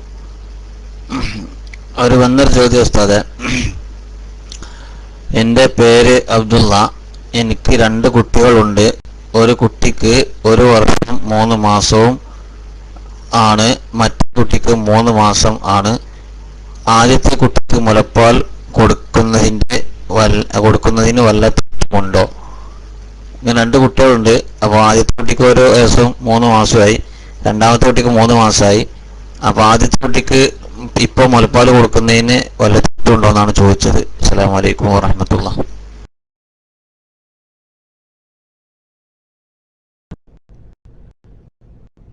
ഒരു തെറ്റില്ല. സാധാരണഗതിയിൽ തന്നെ 2 വയസ്സ് വരെ ആണ് പ്രത്യേക കാരണങ്ങളില്ലെങ്കിൽ കുട്ടികൾക്ക് മുല കൊടുക്കേണ്ടത്. എന്നാൽ രണ്ടാമത്തെ ഗർഭം പെട്ടെന്നാവുകയും 1ാമത്തെ കുട്ടിക്ക് മുലകുടി വളരെ കുറച്ചേ കിട്ടിയിട്ടുള്ളൂ എങ്കിൽ സൗകര്യപ്പെടുമെങ്കിൽ ആ കുട്ടിക്ക് 2 വയസ്സാകുന്നത് വരെ മുല കൊടുക്കൽ നല്ലത് തന്നെയാണ്. അത് മറ്റൊരു ഉമ്മാനെ ഏൽപ്പിച്ചാലും വിരോധമില്ല. ചിലപ്പോൾ മറ്റൊരു ഉമ്മാനെ ഏൽപ്പിക്കാതെ ഈ ഉമ്മാക്ക് തന്നെ സാധിക്കുന്ന സാഹചര്യമുണ്ടെങ്കിൽ അങ്ങനെയും ചെയ്യുന്നതിന് കുഴപ്പമില്ല. രണ്ടാലും വിരോധമില്ല. 2 വയസ്സ് വരെ കുട്ടിക്ക് മുല കൊടുക്കൽ നല്ലതാണ്. ചില സ്ത്രീകൾക്ക് കുട്ടിക്ക് മുല കൊടുക്കുന്ന സമയത്ത് തന്നെ ഹൈളുണ്ടാവും, മെൻസസ് ഉണ്ടാവും. അങ്ങനെയുള്ള സ്ത്രീകളിൽ ഗർഭധാരണ സാധ്യതയും കൂടും. അപ്പൊ പെട്ടെന്ന് കുട്ടിയുടെ മുലക്കുടിയുടെ കാര്യങ്ങളൊക്കെ ശ്രദ്ധിക്കാൻ വേണ്ടി താൽക്കാലികമായ നിയന്ത്രണ മാർഗങ്ങൾ ഉപയോഗിക്കുന്നത് നന്ന്. മനസ്സിലായില്ലേ? അത് നോക്കേണ്ട പ്രധാനമായിട്ട് ചില സ്ത്രീകൾക്ക് കുട്ടികൾക്ക് മുല കൊടുത്തുകൊണ്ടിരിക്കുന്ന സമയത്ത് മെൻസസ് ഉണ്ടാവൂല.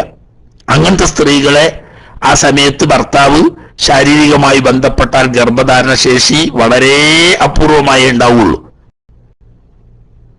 എന്നാൽ കുട്ടികൾക്ക് മുല കൊടുത്തുകൊണ്ടിരിക്കുമ്പോഴും സാധാരണ പോലെ മെൻസസ് ഉണ്ടാവുന്ന ചില സ്ത്രീകളുണ്ട്. അത്തരക്കാരെ ശാരീരികമായി ബന്ധപ്പെടുമ്പോൾ ഭർത്താക്കന്മാര് കാര്യമായി ശ്രദ്ധിക്കണം. കാരണം ആദ്യത്തെ കുട്ടിക്ക് മുലകുടി കിട്ടാതിരിക്കാൻ സാധ്യത വരും. അത് ആ കുട്ടിയുടെ ആരോഗ്യത്തെ ബാധിക്കും. എന്നാൽ ലൈംഗികമായി ബന്ധപ്പെടാതിരിക്കാൻ നിവൃത്തിയുമില്ല. അപ്പൊ അവിടെ കോണ്ടം ഉപയോഗിക്കുകയോ അതുപോലെയുള്ള താൽക്കാലികമായ ഗർഭധാരണ നിരോധ മാർഗങ്ങൾ ഉപയോഗിച്ചുകൊണ്ട് ബന്ധപ്പെടുന്നത് നന്ന്. ഏതായാലും അത് ഇതിൽപ്പെട്ട എല്ലാ ചോദ്യത്തിൽ കൂട്ടത്തിൽ പറഞ്ഞു എന്ന് മാത്രം. ചോദ്യത്തിൽ പറഞ്ഞതുപോലെ ഈ കുട്ടിക്ക് 2 വയസ്സ് തികയുന്നത് വരെ മുലപ്പാൽ കൊടുക്കാൻ കഴിയുമെങ്കിൽ ഏറ്റവും നല്ലതാണ്. അത് മറ്റൊരു സ്ത്രീയെ ഏൽപ്പിച്ചു കൊണ്ട് കൊടുക്കുകയാണെങ്കിൽ അങ്ങനെയാവാം. അല്ല, ഈ ഉമ്മക്ക് തന്നെ കൊടുക്കാൻ പറ്റുന്ന സാഹചര്യമുണ്ടെങ്കിൽ അങ്ങനെയും ആവാം. ഓക്കെ.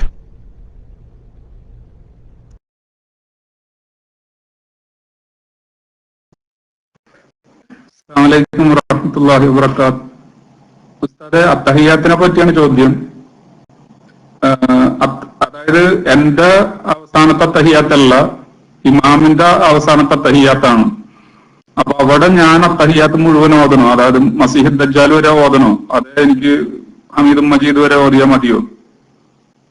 ഇതുമായിട്ട് ബന്ധപ്പെട്ട് തന്നെ എന്റെ സുഹൃത്തിനുള്ള ഒരു ചോദ്യം എന്താണെന്ന് വെച്ച് കഴിഞ്ഞാല്, ഇതേ സംഭവം തന്നെ ഇമാമിന്റെ അവസാനത്തെ തഹിയ്യാത്താണ്, ഓന്റെ അവസാനത്തെ തഹിയ്യാത്തല്ല. അപ്പൊ അവൻ 4ാമത്തെ റക്അത്ത് അല്ലെങ്കിൽ അവൻ അവസാനത്തെ റക്അത്ത് നിസ്കരിച്ചു കഴിഞ്ഞിട്ട് അത്തഹിയ്യാത്ത് ഓതുമ്പോ അവൻ അത്തഹിയ്യാത്ത് പൂർണ്ണമായിട്ട് ഓതണോ വേണ്ടേ? അസ്സലാമു അലൈക്കും.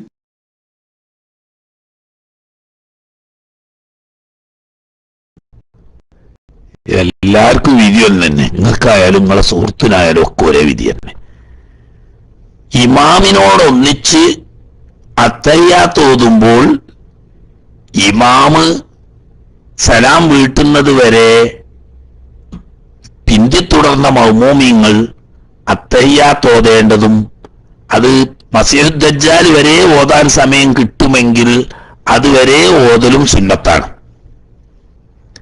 കാരണം അവിടെ ഇമാമിനോട് തുടരുക എന്ന നിലക്കാണ് അവിടെ അത്തഹിയ്യാത്ത് മഅ്മൂം ഓതുന്നത്. അങ്ങനെ ഇമാമ് സലാം വീട്ടുന്നത് വരെ ഓതുക. അപ്പോക്ക് മസീഹ് ദജ്ജാൽ എത്തിയെങ്കിൽ മസീഹ് ദജ്ജാൽ വരെ ഓതുക. ഇമാമ് സലാം വീട്ടിയാൽ പിന്നെ തുടർന്ന് പൂർത്തിയാക്കാൻ വേണ്ടി ഇരിക്കാൻ പാടില്ല. സുഹൃത്തിന്റെ പ്രശ്നം അതല്ല. 2ാമത്തെ ചോദ്യത്തിൽ പറഞ്ഞ, അതായത് സുഹൃത്ത് പറയുന്നു ഇങ്ങനെ ഇമാമിന്റെ കൂടെ ഇരുന്നു മസീഹ് ദജ്ജാൽ വരെ ഓതി. പക്ഷേ ഈ മഅ്മൂമിനെ സംബന്ധിച്ചോടുള്ള തയ്യാത്തല്ല. ഇമാമിന്റെ കൂടെ മസീഹ് ദജ്ജാൽ വരെ ഓതി. ഇമാം സലാം വീട്ടിയതിന് ശേഷം തന്റെ നിസ്കാരം പൂർത്തിയാക്കാൻ വേണ്ടി എഴുന്നേറ്റതിന് ശേഷം തന്റെ അവസാനത്തെ തഹിയ്യാത്തിൽ ഇനി 2ാമത് വീണ്ടും മസീഹ് ദജ്ജാൽ വരെ ഓതേണ്ടതുണ്ടോ? അതേ, ഉണ്ട് എന്നാണ് അതിന് മറുപടി. കാരണം എന്താന്ന് വെച്ചാൽ ആദ്യം ഇമാമിനോട് കൂടെ ഓതിയത് ഇമാമിന്റെ തുടർച്ചയ്ക്ക് വേണ്ടിയിട്ടുള്ളതാണ്. അത് തന്റെ അത്തഹിയ്യത്തായിട്ട് പരിഗണിക്കുന്നില്ല. ഇമാമിനോട് തുടർച്ചയ്ക്ക് വേണ്ടി ഓതിയതായിട്ടേ കൂട്ടുകയുള്ളൂ. തന്റെ നിസ്കാരത്തിന്റെ അവസാനത്തെ അത്തഹിയ്യാത്ത്, ആ അത്തഹിയ്യാത്ത് തന്റേതായി പരിഗണിക്കപ്പെടുന്നത്. അതാണ് അവിടെ ഏതായാലും മസീഹ് ദജ്ജാൽ വരെ ഓതുകയും വേണമല്ലോ. ഓക്കെ. അപ്പോ ഇമാമിന്റെ കൂടെ മഅ്മൂമിന്റെ കൂടെ ഒരു അത്തഹിയ്യാത്തല്ല, ഇമാമിന്റെ കൂടെ ഒരു അത്തഹിയ്യാത്താണെങ്കിൽ അവസാനം വരെ ഓതുക തന്നെയാണ് സുന്നത്ത്. പിന്നീട് തന്റെ നിസ്കാരം പൂർത്തിയാക്കുമ്പോൾ അവസാനത്തെ അത്തഹിയ്യാത്ത് മസീഹ് ദജ്ജാൽ വരെ ഓതുക എന്നത് തന്നെ സംബന്ധിച്ച് സുന്നത്താണ്. കാരണം എന്താ? ആദ്യം ഓതി ഇമാമിനോട് തുടർച്ചയ്ക്ക് വേണ്ടിയിട്ടുള്ളതാണ്, ഇപ്പോൾ ഓതുന്നത് തനിക്ക് വേണ്ടിയിട്ടുള്ളതാണ്. ഓക്കെ.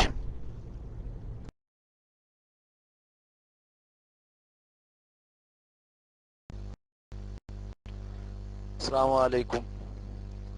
ഉസ്താദെ, ഈ നിസ്കരിക്കുന്ന സമയത്തിൽ സോക്സ് ധരിച്ച് നിസ്കരിക്കൽ കറാഹത്താണെന്ന് പറയുന്നത് ശരിയാണെന്നുള്ളത് മനസ്സിലാക്കാൻ എന്നൊരു ചോദ്യം കൂടി ഉണ്ട് ഉസ്താദെ.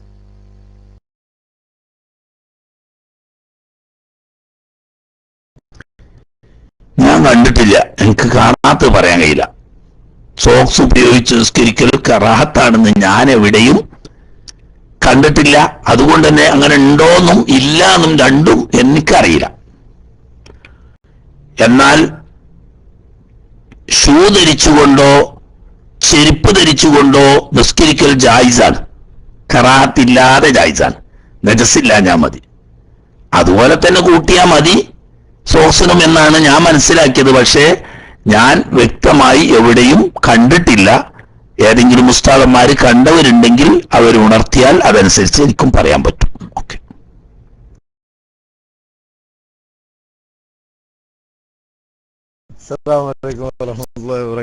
ഉസ്താദ് പറയുന്നത് വയസ്സനാണെന്നൊക്കെ. അൽഹംദുലില്ലാ, ഞാൻ കുറെ കാലം ഉസ്താദിനെ അങ്ങനെ കാണണമെന്ന് വിചാരിച്ചിരുന്നു.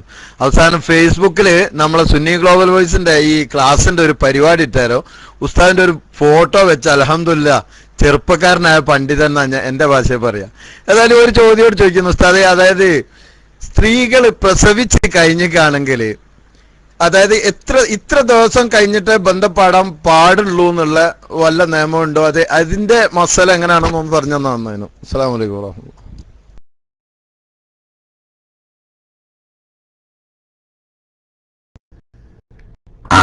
അത് സിയാസായി അങ്ങനെ ദിവസത്തിന് കണക്കൊന്നുമില്ല. നിഫാസിൽ നിന്ന് ശുദ്ധിയാവണം എന്നതേ കണക്കുള്ളൂ. ചില സ്ത്രീകൾക്ക് ഒരാഴ്ച കൊണ്ട് തന്നെ നിഫാസ് ശുദ്ധിയായി കുളിച്ചു കൂട്ടിക്കോളി, അന്ന് മുതൽക്ക് തന്നെ തുടങ്ങാം. അതാണ് അതിന്റെ കണക്ക്. ചില സ്ത്രീകൾക്ക് 60 ദിവസം വരെ നിഫാസ് ഉണ്ടാവും. എന്നാ പിന്നെ 60 ദിവസം കഴിഞ്ഞ് കുളിക്കുന്നത് വരെ ബന്ധപ്പെടാൻ പറ്റൂല. അപ്പൊ ചുരുക്കത്തിൽ പ്രസവം കഴിഞ്ഞാൽ നിഫാസ് എന്ന് പറയുന്ന പ്രസവാനന്തര രക്തം ശുദ്ധിയായി കുളിക്കുന്നതാണ് അതിന്റെ കണക്ക്. അല്ലാതെ ഇത്ര മാസം വരെ പാടില്ല, ഇത്ര മാസം വരെ അങ്ങനെ നിയമമൊന്നുമില്ല. ശുദ്ധി വന്ന് കുളിക്കുന്നതാണ് കണക്ക്. മറ്റേതൊക്കെ ഇർഷാദിന്റെ അമ്ര എന്ന് പറഞ്ഞാൽ ചില ആരോഗ്യപരമായ കാരണങ്ങളാൽ ചില നിർദ്ദേശങ്ങൾ വെക്കുന്നു. അതായത് കുട്ടിയുടെ മലകുടിയെയും ഉമ്മയുടെ ആരോഗ്യത്തെയും ഒക്കെ പരിഗണിച്ചുകൊണ്ട് ശ്രദ്ധിക്കുന്നത് നന്ന് എന്ന് വെച്ചിട്ട് ഭർത്താവിന് ശാരീരിക ബന്ധത്തിൽ ബന്ധപ്പെടാൻ ഭാര്യയെ ആവശ്യമുണ്ടെങ്കിൽ അവള് അശുദ്ധിയിൽ നിന്ന് ശുദ്ധിയായി കുളിച്ചവളും ആണെങ്കിൽ ഏത് സമയത്തും ഇസ്ലാം അത് ഹറാമാക്കിയിട്ടില്ല, വിരോധിച്ചിട്ടില്ല. ശരിയല്ലേ? അപ്പം ബന്ധപ്പെടലാവും ചെയ്യും, കുട്ടിയുടെ മുലകുടിയെ പ്രതികൂലമായി ബാധിക്കൂല്ല. ആ നിലക്കുള്ള വല്ല മുൻകരുതൽ നടത്തുന്നെങ്കിൽ നല്ലതാണ് എന്ന് മാത്രം. മനസ്സിലായില്ലേ? അപ്പോ ശുദ്ധി വരലാണ് അതിന്റെ കണക്ക്. നിഫാസ് കഴിഞ്ഞ് കുളിച്ച് ശുദ്ധിയായാൽ ബന്ധപ്പെടൽ ഹലാലാണ്.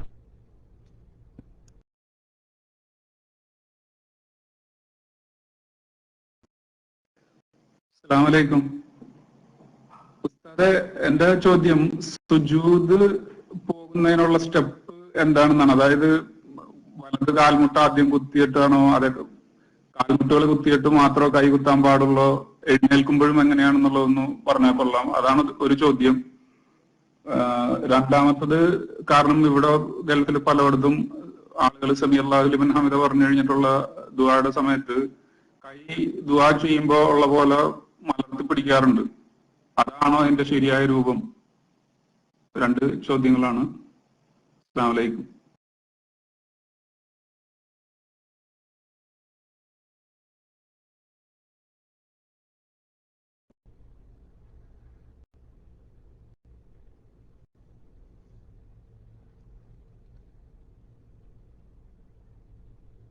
രണ്ട് ചോദ്യം പരമാവധി ഒഴിവാക്കുന്നത് നന്ന്.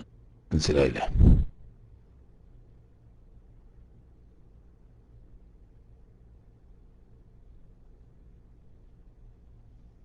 ഇപ്പൊ രണ്ടും ഇപ്പൊ കൺഫ്യൂഷൻ ആയിട്ടാണുള്ളത്. ഇപ്പൊ എനിക്ക് ഒന്നാമത്തേക്ക് ഛർദിച്ചാൽ രണ്ടാമത്തെ മറന്നു, രണ്ടാമത്തേക്ക് ഛർദിച്ചാൽ ഒന്നാമത്തെ മറന്നു. സുജൂദ് ചെയ്യേണ്ട രൂപമാണത്രേ ഒന്നാമത്തെ ചോദ്യം. എങ്ങനെയും സുജൂദ് ചെയ്യാം, പക്ഷേ സുന്നത്തായ രീതി ആദ്യം കാലിന്റെ മുട്ട് നിലത്ത് വെക്കുക, പിന്നീട് രണ്ട് ഉള്ളം കൈകൾ നിലത്ത് വെക്കുക, എന്നിട്ട് നെറ്റിയും മൂക്കും ഒന്നിച്ചു വെക്കുക. ഇതാണ് സുന്നത്തായ രീതി. നേരെ മറിച്ച് ആദ്യം കൈ വെച്ച് പിന്നെ കാൽമുട്ട് വെക്കുന്ന രീതി സുന്നത്തിന്റെ എതിരാണ്. ഒരാളങ്ങനെ ചെയ്താൽ നിസ്കാരം സുജൂദ് സഹിയാകാതിരിക്കൊന്നുമില്ല.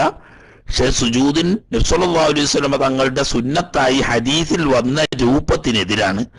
അത് ആദ്യം കാൽമുട്ട് വെക്കുക, പിന്നീട് കൈ നിലത്ത് കുത്തുക, പിന്നെ മൂക്കും നെറ്റിയും ഒന്നിച്ചു വെക്കുക. ഈ രീതിയാണ്. അതിന് നല്ല മാർഗം സുജൂദിലേക്ക് പോകുമ്പോൾ രണ്ട് കൈ കൊണ്ട് കാലിന്റെ തൊടയിൽ കുത്തി ഊന്നുകൊടുത്ത് സുജൂദിലേക്ക് പോയാൽ സൗകര്യമായി കാൽമുട്ട് പതുക്കെ നിലത്ത് വെക്കാനും അതിനുശേഷം ഈ കാൽമുട്ടിൽ ഈ തൊടയിൽ നിന്നിട്ടും കൈ എടുത്ത് താഴെ വെക്കാനും സൗകര്യമാണ്. അപ്പൊ ആദ്യം കൈ വെക്കുക അല്ല വേണ്ടത്, ആദ്യം കാൽമുട്ട് വെക്കുക, പിന്നീട് രണ്ട് ഉള്ളം കൈ വെക്കുക, പിന്നീട് മൂക്കും നെറ്റിയും ഒന്നിച്ചു വെക്കുക. ഇതാണ് സുന്നത്തായ രീതി. സുജൂദിൽ നിന്നിട്ട് എഴുന്നേൽക്കുമ്പോൾ കൈ ആദ്യം സുജൂദിൽ നിന്നിട്ട് തല ഉയർത്തി ഇരിക്കുക. ഇരുന്നതിന് ശേഷം രണ്ട് കൈ നിലത്ത് ഊന്നി കയ്യിൽ ഊന്നു കൊടുത്തുകൊണ്ട് മേൽപോട്ട് ഉയരുക. ഈ രീതിയാണ് സുന്നത്തായ രീതി. ചില ആളുകൾ അവിടെ സുജൂദിൽ നിന്നിട്ട് എഴുന്നേൽക്കുമ്പം കാലിന്റെ തൊടമ്മിൽ കൈവച്ചിട്ട് എഴുന്നേൽക്കുന്ന രീതി, ആ രീതി നബി സല്ലല്ലാഹു അലൈഹി വസല്ലം തങ്ങൾ കാണിച്ചു തന്ന രീതിയല്ല. അതൊരു തരത്തിലുള്ള അഹങ്കാരത്തിന്റെ രീതിയാണ്. അതുകൊണ്ട് അത് നല്ലതല്ല. നബി സല്ലല്ലാഹു അലൈഹി വസല്ലം തങ്ങൾ ഒരു ക്ഷീണിതനായ അവശനായ ഒരാൾ എഴുന്നേൽക്കുന്നത് പോലെ നിലത്ത് രണ്ട് കൈ കുത്തി സാവകാശം എഴുന്നേൽക്കുകയായിരുന്നു. അതൊരു തവാദുവിന്റെ താഴ്മ പ്രകടിപ്പിക്കുന്നതിന്റെ രൂപം കൂടിയാണ്. അപ്പോ സുജൂദിലേക്ക് വരുമ്പം ആദ്യം കാൽമുട്ട് വെക്കുക, പിന്നെ കൈ വെക്കുക, പിന്നെ നെറ്റിയും മുക്കും വെക്കുക. എഴുന്നേൽക്കുമ്പോൾ ആദ്യം സുജൂദിൽ നിന്ന് എഴുന്നേറ്റ് അല്പം ഇരുന്നിട്ട് കൈ രണ്ടും നിലത്ത് ഊന്നി കയ്യിൽ ഊന്നു കൊടുത്തുകൊണ്ട് നൃത്തത്തിലേക്ക് പോവുക. ഇതാണ് സുജൂദിൽ നിന്നിട്ട് ഉയരുമ്പോഴുള്ള രീതി. ഓക്കെ.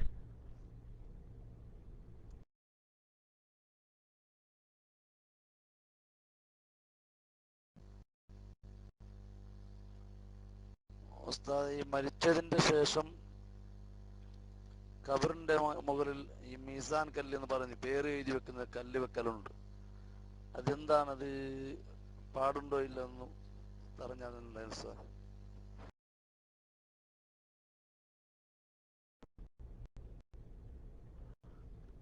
ഖബറിന്റെ മുകളിൽ സ്ഥാപിക്കുന്ന മീസാൻ കല്ല് എന്ന് നമ്മൾ പറയുന്നു.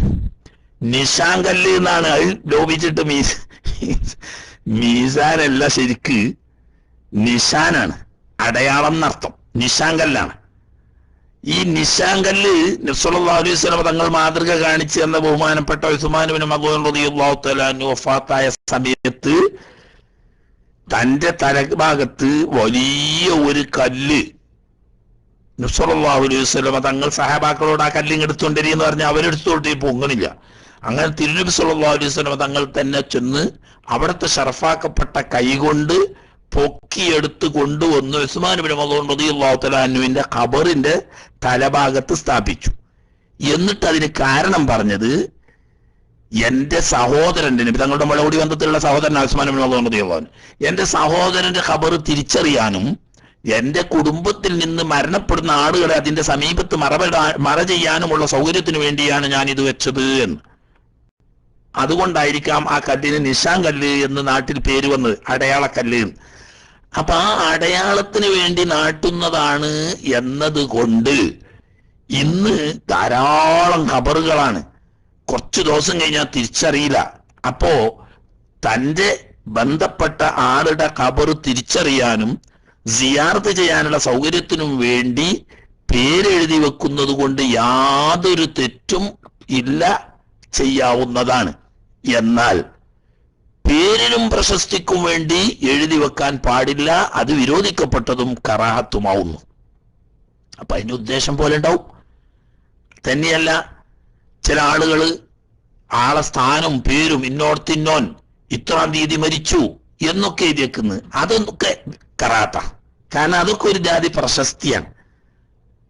അതേ സമയത്ത് ഈ ഖബർ തിരിച്ചറിയാനും അതിലൂടെ സിയാറത്തിനും മറ്റും സൗകര്യത്തിനും വേണ്ടിയാണ് എന്നതുകൊണ്ട് അതിന് പേര് എഴുതി വെച്ചാൽ മതിയല്ലോ.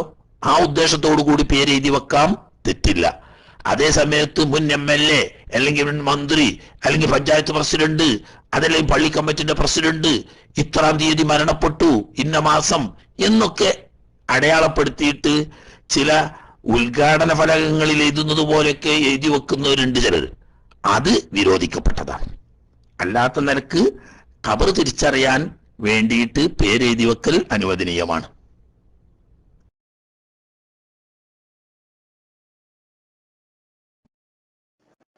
അസ്സലാമു അലൈക്കും ഉസ്താദെ, ഞാൻ നേരത്തെ ക്ഷമിക്കണം, കാരണം ഞാൻ ഒരുപാട് ആളുകൾ ക്യൂവിലുണ്ടായിരുന്നുകൊണ്ടാണ് ഞാൻ 2 ചോദ്യം ഒരുമിച്ച് ചോദിച്ചത്.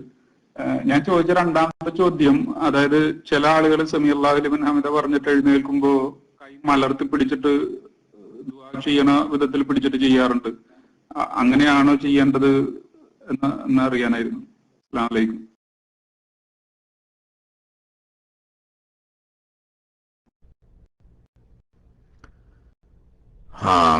കൈ ഉയർത്തി പിടിച്ചുകൊണ്ടല്ല, കൈ താഴ്ത്തിയിടലാണ് സുന്നത്ത്. സമിഅല്ലാഹു ലിമൻ ഹമിദഹു എന്ന് പറയുമ്പോൾ ചുമലിന്റെ നേരെ ഉയർത്തുകയും അനന്തരം കൈ താഴ്ത്തിയിടുകയും ചെയ്തുകൊണ്ടാണ് റബ്ബനാ ലക്കൽ ഹംദു മിൽ അസ്സമാവാതി വമിൽ അർളി വമിൽ മാ ശിഅത മിൻ ശൈഇൻ ബഅദു എന്ന ദുആ അല്ല ആ സ്തുതിവാചകം ചൊല്ലേണ്ടത്. കൈ ഉയർത്തി പിടിക്കുന്നത് സുന്നത്തിന്റെ എതിരാണ്. അതുകൊണ്ട് തെറ്റുണ്ട്, ഹറാമുണ്ട് എന്നൊന്നും വരൂല. പക്ഷേ കൈ ഉയർത്തി പിടിച്ചുകൊണ്ട് ദ്വാരക്കൽ സുന്നത്ത് ഇല്ലാത്ത സ്ഥലമാണ്, കൈ താഴ്ത്തിയിടലാണ് സുന്നത്ത്.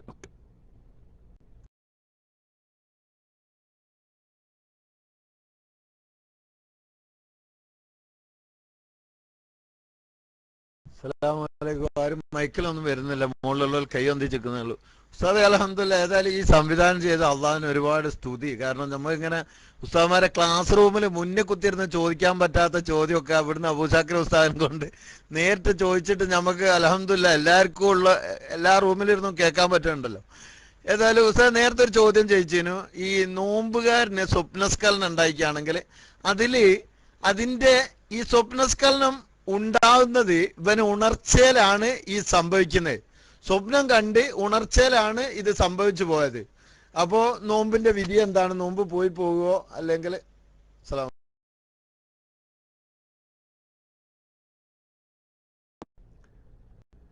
ഇല്ല, ഒരു കുഴപ്പമില്ല. ശരിയല്ലേ? ഒരു കുഴപ്പമില്ല. അതായത് ഇവന്റെ മനഃപൂർവ്വമുള്ള പ്രവൃത്തി കൊണ്ടാകാൻ പാടില്ല എന്നുള്ളൂ. അതിന് ഉദാഹരണം തന്നെ വ്യക്തമായി പറഞ്ഞല്ലോ ഞാൻ. ഒരുപക്ഷെ സംയോഗം ചെയ്തു, അതല്ലെങ്കിൽ സ്വയംഭോഗം ചെയ്തു തുടങ്ങിയ കാരണങ്ങളെ കൊണ്ട് സ്ഖലനമുണ്ടെങ്കിലേ നോമ്പ് മുറിയുള്ളൂ.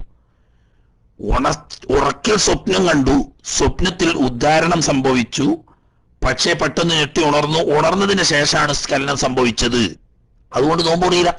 ഞാൻ അതൊന്നുമല്ല, ഒരാള് ഉണർച്ചയിൽ ഇങ്ങനെ ഇരിക്കുമ്പോ ലൈംഗികമായ കാര്യങ്ങൾ ഇങ്ങനെ ചിന്തിച്ചു നോക്കിക്കോളി.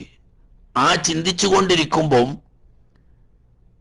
ചിലപ്പോ ഭാര്യ അടുത്തുണ്ട്, ഭാര്യയുടെ രഹസ്യഭാഗം കണ്ടു, അങ്ങനെ നോക്കിയിരിക്കുന്ന സമയത്ത് സ്ഖലനമുണ്ടായി, എന്നാലും നോമ്പ് മുറിയില്ല. ഇവന്റെ പ്രവൃത്തി ഉണ്ടായിട്ടുണ്ടോ എങ്കിലേ നോമ്പ് മുറിയുള്ളൂ. അതില്ലാതെ നോട്ടം, ചിന്തിക്കൽ, വായിക്കൽ തുടങ്ങിയ കാര്യം കൊണ്ട് ഉദ്ധാരണം സംഭവിക്കുകയും അതിലൂടെ സ്ഖലനം നടക്കുകയും ചെയ്താൽ നോമ്പ് ബാത്തിലാവുന്നതല്ല. പക്ഷെ തെറ്റായ കാര്യങ്ങൾ നോക്കലും കാണലും വായിക്കലും ഒക്കെ ആത്മീയമായ നിലക്ക് തെറ്റാണ്, അത് വേറെ വിഷയം. ബാഹ്യമായി നോമ്പ് ബാത്തിലാവുന്ന കാര്യങ്ങളിൽ പെട്ടത് സംയോഗം കൊണ്ടോ സ്വയംഭോഗം കൊണ്ടോ തുടങ്ങിയ സ്വന്തം പ്രവൃത്തി കൊണ്ട് സ്ഖലനം സംഭവിച്ചെങ്കിൽ മാത്രമേ നോമ്പ് മുറിയൂ.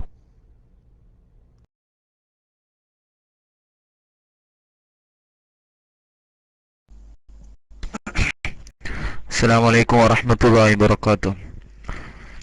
ഉസ്താദേ, ഇപ്പോ ഗൾഫില് ഇന്നലെ ആയിരുന്നു ബറാത്തിന്റെ നോമ്പ്, നാട്ടിലിപ്പോ ഇന്നാണ് ബറാത്തിന്റെ നോമ്പ്.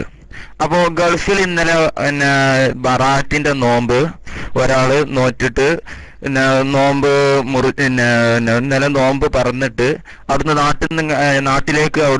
നാട്ടിലേക്ക് പോന്നു. അങ്ങനെ ഇവിടെ സുബഹി ആകണീന്റെ മുമ്പ് ഇവിടെ നാട്ടിലെത്തി. എന്നാൽ ഇവിടുത്തെ നോമ്പ് എടുക്കേണ്ടതുണ്ടോ? എന്നാൽ ഇവിടുത്തെ നോമ്പ് എടുത്താൽ അങ്ങനെ കൂലി കിട്ടുമോ? 2 നോമ്പിന്റെയും കൂലി കിട്ടുമോ എന്നാണ് എന്റെ ചോദ്യം. ഞാൻ കാളിയാലെ ഒരു മുക്തിയാണ്, നിങ്ങൾ ദുആ ചെയ്യണം. അസ്സലാമു അലൈക്കും വറഹ്മത്തുള്ളാഹി വബറകാതുഹു.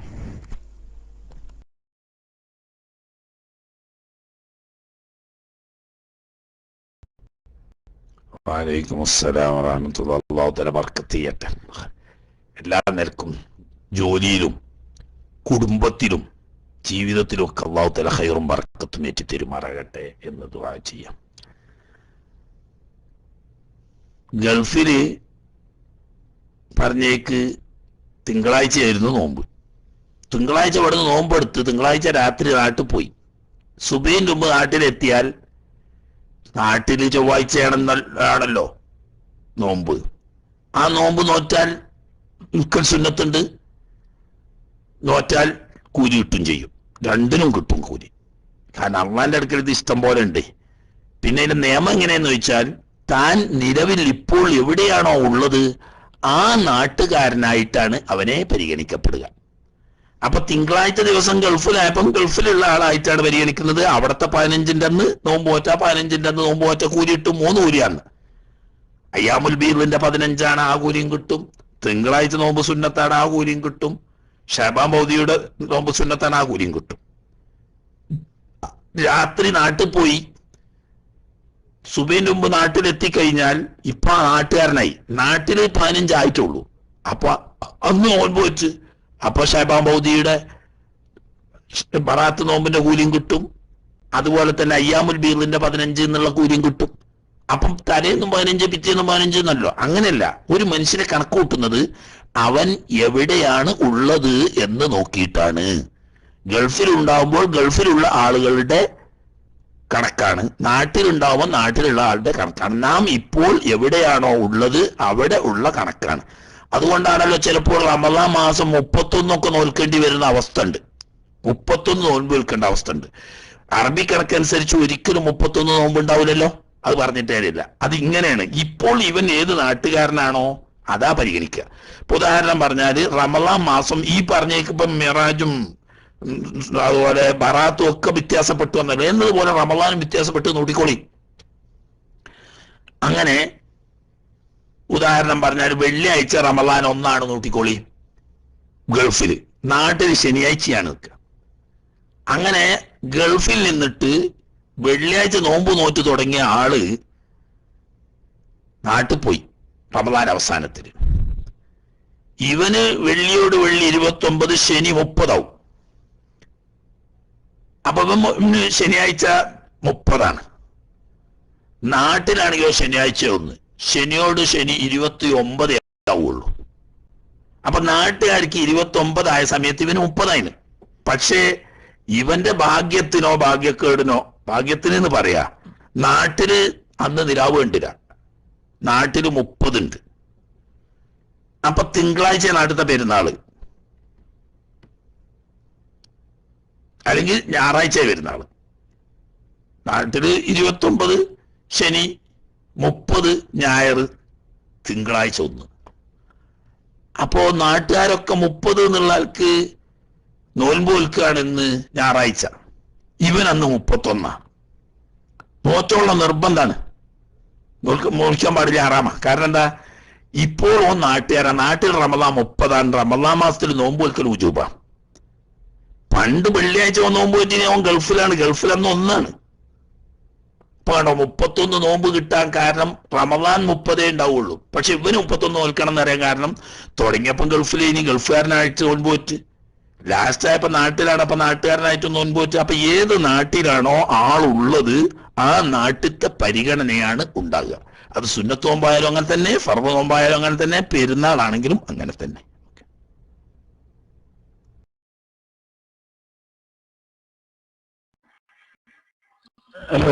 ഹലോ അസ്സലാമു അലൈക്കും.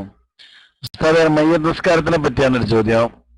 നമ്മള് ഇമാമിന്റെ കൂടെ 2ാമത്തെ തക്ബീറത്തുൽ ഇഹ്റാമിലാണ് വന്നു ചേരുന്നതെങ്കിൽ ഇമാമിനോട് തുടർന്ന് നബിയുടെ മേലുള്ള സ്വലാത്താണോ ചെല്ലേണ്ടത്, അല്ലെങ്കിൽ നമ്മ നമ്മ ഒന്നാമത്തെ തക്ബീറിനനുസരിച്ച് ഫാത്തിഹയാണോ ഓതേണ്ടത് എന്നൊരു സംശയം.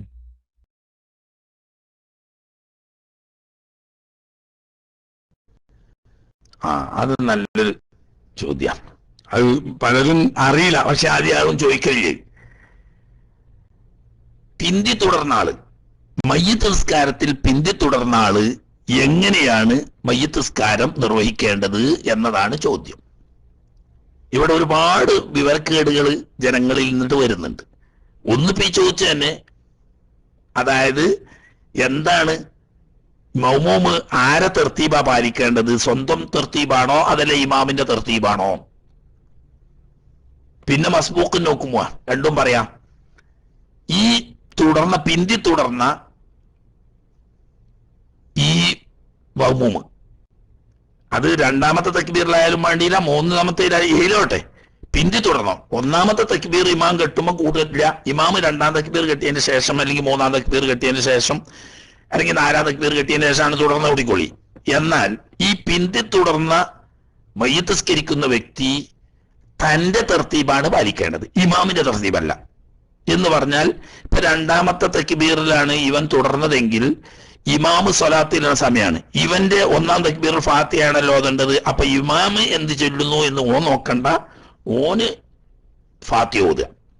അപ്പൊ ഇമാമ് സ്വലാത്തേക്കാരൻ ചെല്ലുക, അടുത്ത തക്ബീർ കെട്ടി, അടുത്ത തക്ബീർ കിട്ടുമ്പോൾ ഇമാമിന്റെ മൂന്നാം തക്ബീർ, ഇമാമ് ദ്വാരക്കാണ് ഇക്കാരം, ഇവൻ ദ്വാരക്കല്ല വേണ്ട, ഇവൻ സ്വലാത്തില്ല വേണ്ട. അതിന്റെ ശേഷം ഇമാമ് നാലാമത്തെ തക്ബീർ കിട്ടുമ്പോൾ ബന്റെ മൂന്നാമത്തെ തക്ബീറാ, ഇമാം അല്ലാഹുനാ ചെല്ലുക, മൗമൂം അതല്ല അല്ലണ്ട് അള്ളാഹു ഒന്നത്. അപ്പൊ ഇമാമിന്റെ തർത്തീബല്ല ഈ ഖുർആൻ ഓതുന്നതിനും ദിക്ർ ദുആകളിലും കൂട്ടേണ്ടത്. അത് ഈ മൗമൂമ് ഓന്റെ ഒന്നാമത്തതും രണ്ടാമത്തതും മൂന്നാമത്തതും നാലാമത്തതും കണ്ട് ആ തർത്തീബിൽ തന്നെ ഓൻ ചെല്ലണം. രണ്ടാമത്തെ കേസ്, ചില ആളുകൾ പിന്തി തുടർന്ന് വന്നാലും ഇമാമ് സലാം പൊട്ടുമ്പോൾ കൂട്ടത്തിലാണ് സലാം പൊട്ടും. അങ്ങനെ ചെയ്യാൻ പാടില്ല. പിന്തി തുടർന്നവൻ ബാക്കിയുള്ള നിസ്കാരം തന്റെ തർത്തീബ് അനുസരിച്ച് പൂർത്തിയാക്കണം. ഉദാഹരണം, മൂന്നാം തക്ബീറിനാണ് ഇവൻ ചെന്ന് കൂടി നോട്ടിക്കോളി, ഇമാമ് ദ്വാരക്കാണെങ്കിൽ ഇവൻ ഫാത്തിഹ ഓതി, ഇമാമ് നാലാം തക്ബീർ ചെല്ലിയപ്പം അല്ലാഹുലാത്തരിമിനാജുഹുവാജനട് ഇവൻ സ്വലാത്തില്ലേ, ഇമാമ് സലാം വീട്ടിയാൽ ഇവൻ വേഗം മൂന്നാമത്തെ തക്ബീർ ചൊല്ലിയിട്ട് മയ്യത്തിന് വേണ്ടി അല്ലാഹു മഗ്ഫിർ വറഹ്മഹു ദ്വാരക്കണം. എന്നിട്ട് പിന്നെ രണ്ടാമത്തെ തക്ബീർ കെട്ടിയിട്ട് അല്ലാഹുലാത്തരിമിനാജുഹു ദ്വാരക്കണം. എന്നിട്ട് സലാം വീട്ടണം. അപ്പൊ എത്ര തക്ബീർ പിന്തിയിട്ടാണോ ഇവൻ തുടർന്നത് എങ്കിൽ അത്രയും തക്ബീറുകൾ ചൊല്ലുകയും വേണം, ആ തക്ബീറുള്ള ദിക്റുകളും കൊണ്ടുവരണം. മനസ്സിലായില്ലേ? അപ്പൊ രണ്ട് കാര്യം ശ്രദ്ധിക്കുക. ഒന്ന്, ഇമാമ് എത്രാമത്തെ തക്ബീറിലാണ് നോക്കേണ്ടതില്ല, മൗമൂമ് അവന്റെ തർത്തീബ് അനുസരിച്ച് ഒന്നാം തക്ബീറിന് ശേഷം ഫാത്തിഹ ഓതുക, രണ്ടാം തക്ബീറിന് ശേഷം സ്വലാത്തില്ല, മൂന്നാം തക്ബീറിന് ശേഷം മയ്യത്തിന് വേണ്ടി ദുആ ചെയ്യുക എന്ന് തുടങ്ങിയ ആ തർത്തീബ് പാലിക്കണം. രണ്ടാമത്തേത്, പിന്തി തുടർന്നവൻ ഇമാം സലാം വീട്ടിയാൽ എത്ര തക്ബീർ ബാക്കിയുണ്ടോ ആ തക്ബീറും ആ തക്ബീറുള്ള ദിക്ർ ദുആകളും കൊണ്ടുവരണം. ഓക്കെ,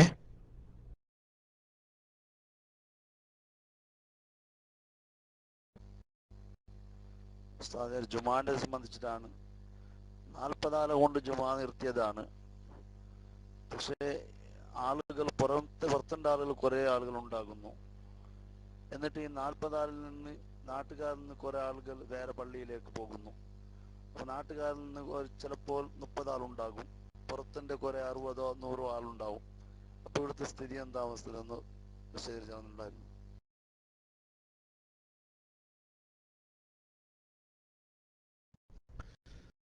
40 ആളുകളെ കൊണ്ട് നിർത്തപ്പെട്ട ജുമായിൽ നാട്ടുകാരായ 40 ആള് ഇല്ലാതാഞ്ഞാൽ നിസ്കാരം ജുമാ സയ്യാവുന്നതല്ല, ദുഹർ നിസ്കരിക്കേണ്ടതാണ്.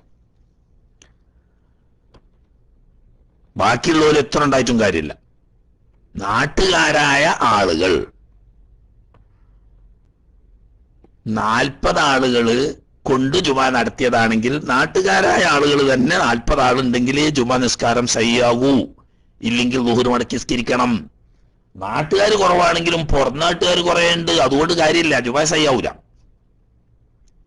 ഇങ്ങനെയുള്ള സാഹചര്യം വരുന്നത് കൊണ്ടാണ് ഇപ്പോൾ 4 ആളുകളെ കൊണ്ടോ 12 ആളുകളെ കൊണ്ടോ ഒക്കെ ജുമാ നിർത്താൻ കാരണം. ആള് പുറമക്കാരെണ്ണൂല, അപ്പൊ നാട്ടുകാരെന്നെ വേണം. അപ്പൊ ഇനി അതിൽ കുറയില്ല എന്ന നിലക്ക് ഉറപ്പ് വരുന്ന ഏതെങ്കിലും കൗലുകൾ എടുത്തിട്ട് ജുമാ ഉസ്താദന്മാര് സ്ഥാപിക്കാൻ. കാരണം ഞങ്ങളെ നാട്ടിലെ ജുമാ സ്ഥാപിച്ചത് ബഹുമാനപ്പെട്ട നെല്ലിക്കുത്ത് ഉസ്താദാണ്. ഞങ്ങളുടെ നാട്ടിലെ ആളുകൾ ഇഷ്ടം പോലെ ഉണ്ട്. എന്നാലും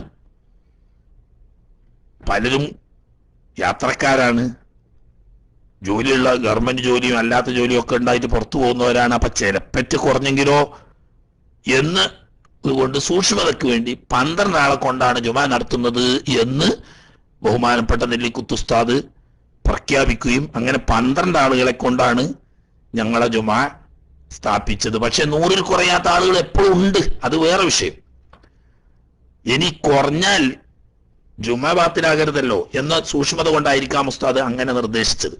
ഏതായാലും ആട്ടെ, 40 ആളെ കൊണ്ട് നിർത്തിയ ജുമയാണെങ്കിൽ നാട്ടുകാരായ 40 ആള് കുറഞ്ഞാൽ ജുമാ സഹിയാവില്ല, ദൂരസ്കരിക്കണം. അപ്പൊ ബാക്കിയുള്ളവരുണ്ടോ ഇല്ലേ നോക്കിയിട്ട് കാര്യമില്ല.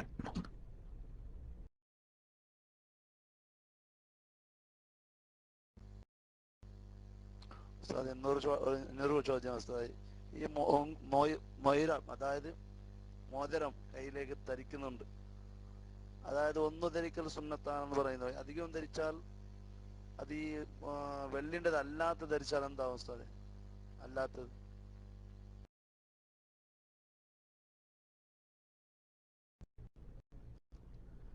വെള്ളിയുടെ അല്ലാത്ത മോതിരം ധരിക്കൽ പണ്ട് തന്നെ സുന്നത്തില്ല.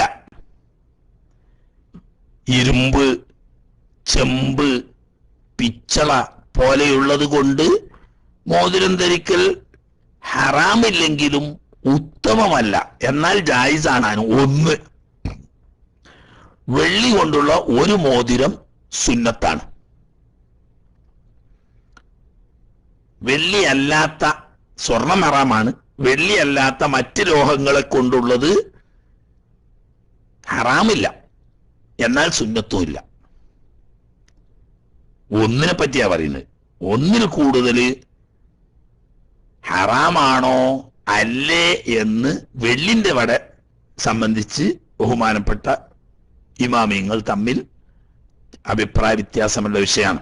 ഇബ്നു ഹജർ റളിയല്ലാഹു തആല അൻഹു തങ്ങൾ പറയുന്നത് പുരുഷന്മാർക്ക് ഒന്നിൽ കൂടുതൽ വെള്ളി മോതിരം ധരിക്കൽ ഹറാമാണ്.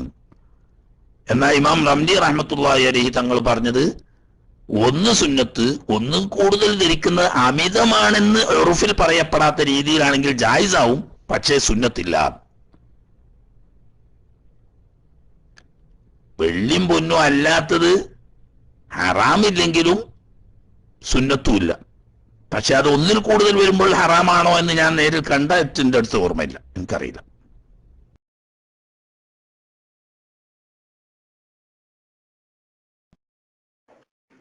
അസ്സലാമലൈക്കും ഉസ്താദെ, ഒരാള് വിവാഹശേഷം ഭാര്യയുമായിട്ട് ഉംറക്ക് അല്ലെങ്കിൽ ഹജ്ജിന് പോകാൻ നിയ്യത്ത് ചെയ്തു. അപ്പോ ഹജ്ജിന് അല്ലെങ്കിൽ ഉംറക്ക് പോയിട്ട് ഹജ്ജോ ഉംറയോ കഴിഞ്ഞതിന് ശേഷം അവിടെ വെച്ച് അവർ ഭാര്യ ഭർത്താക്കന്മാരായിട്ട് ജീവിക്കാൻ തുടങ്ങി, അല്ലെങ്കിൽ അതിനു വേണ്ടിയിട്ട് നിയ്യത്ത് ചെയ്തു. അങ്ങനെ ആ സ്ഥലത്തിന്റെ ബർക്കത്ത് അവരുടെ ജീവിതത്തിൽ ഉണ്ടാവണമെന്ന് വിചാരിച്ചിട്ട് അങ്ങനെ അവിടെ വെച്ചിട്ട് ഭാര്യ ഭർത്താക്കന്മാരായിട്ടുള്ള ജീവിതം തുടങ്ങാൻ നിയ്യത്ത് ചെയ്ത് കഴിഞ്ഞാല് ഈ ഹജ്ജോ ഉംറയോ അത് ബാധിക്കുമോ? അതല്ലെങ്കിൽ ഇങ്ങനെ നെയ്യത്ത് ചെയ്യുന്നത് അദബുകേടാണോ? കാരണം ഭൗതികമായിട്ടുള്ളൊരു ആഗ്രഹത്തിന് വേണ്ടിയിട്ട് ഹജ്ജിനും ഉംറക്ക് പോകുമ്പോൾ ഇങ്ങനത്തെ ഒരു നെയ്യത്ത് ചെയ്യല് അദബുകേടാണോ, ഹറാമാണോ, കറാഹത്താണോ? എന്താണെന്ന് ഉസ്താദ് പറഞ്ഞ നല്ലതായിരിക്കും. അസ്സലാമു അലൈക്കും.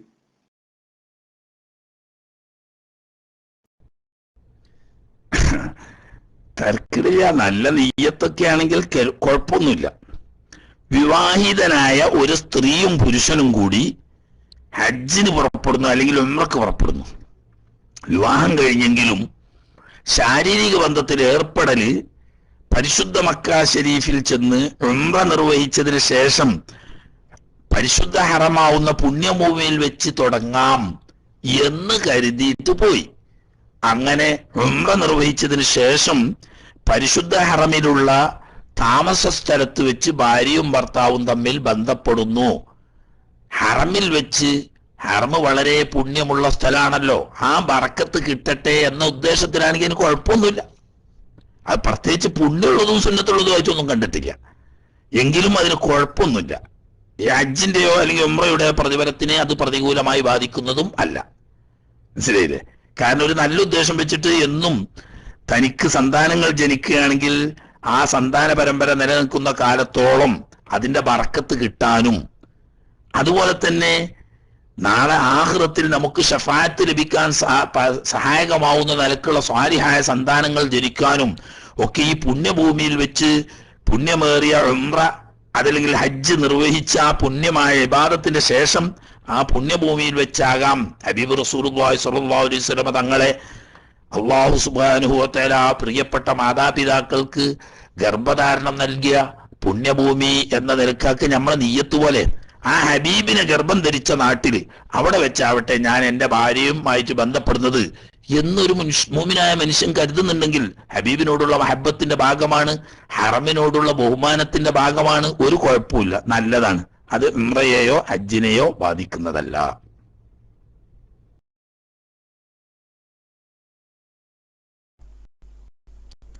അസ്സലാമു അലൈക്കും വറഹ്മത്തുള്ളാഹി വബറകാതുഹു. ഉസ്താദെ, ജമാഅത്തായിട്ട് നിസ്കരിക്കുമ്പോൾ ഇമാം ഒരു സുജൂദ് മറന്നു, എന്നാൽ മാമൂം ഉണർത്തിയിട്ടും ഇമാം സുജൂദ് വീണ്ടെടുത്തതുമില്ല. എന്നാൽ മാമൂമുൽ എന്ത് ചെയ്യണം? മാമൂം എന്താണ് അപ്പൊ ചെയ്യേണ്ടത്? പിന്നെ അതോ മാമൂമ് രണ്ടാമത്തെ സുജൂദ് പ്രതീക്ഷിക്കുക വേണ്ടത്, അതോ ഇമാമിനെ വിട്ടുപിരിയാ വേണ്ടത്? ഉസ്താദ് മറുപടി പറയണം. മനസ്സിലാക്കണമെന്ന് തോന്നുന്നു. മൈക്കോടുന്നു. അസ്സലാമു അലൈക്കും വറഹ്മത്തുള്ളാഹി വബറകാതുഹു.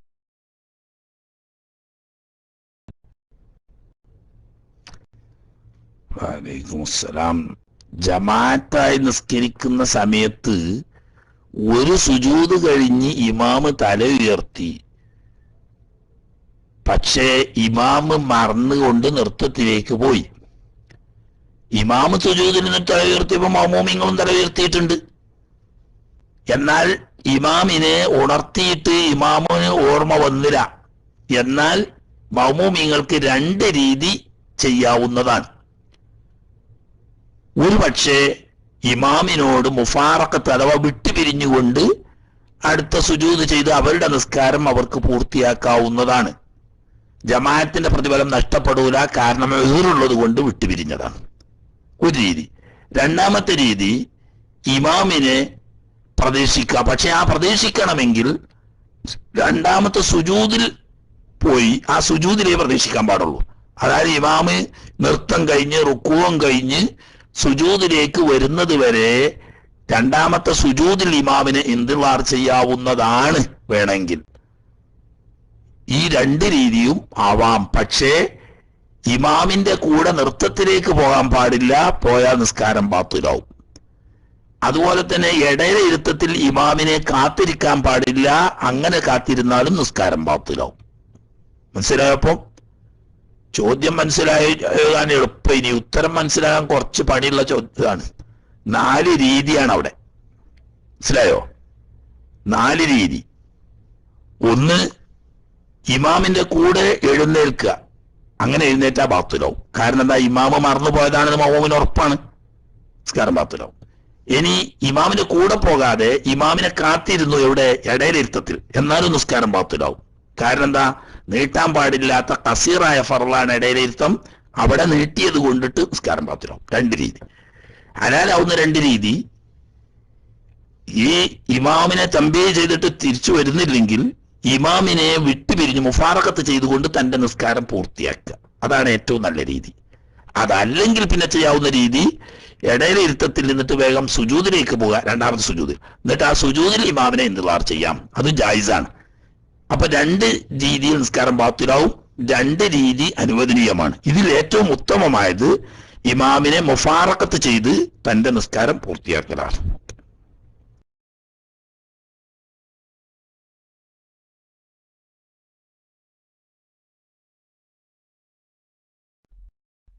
അസ്സലാമു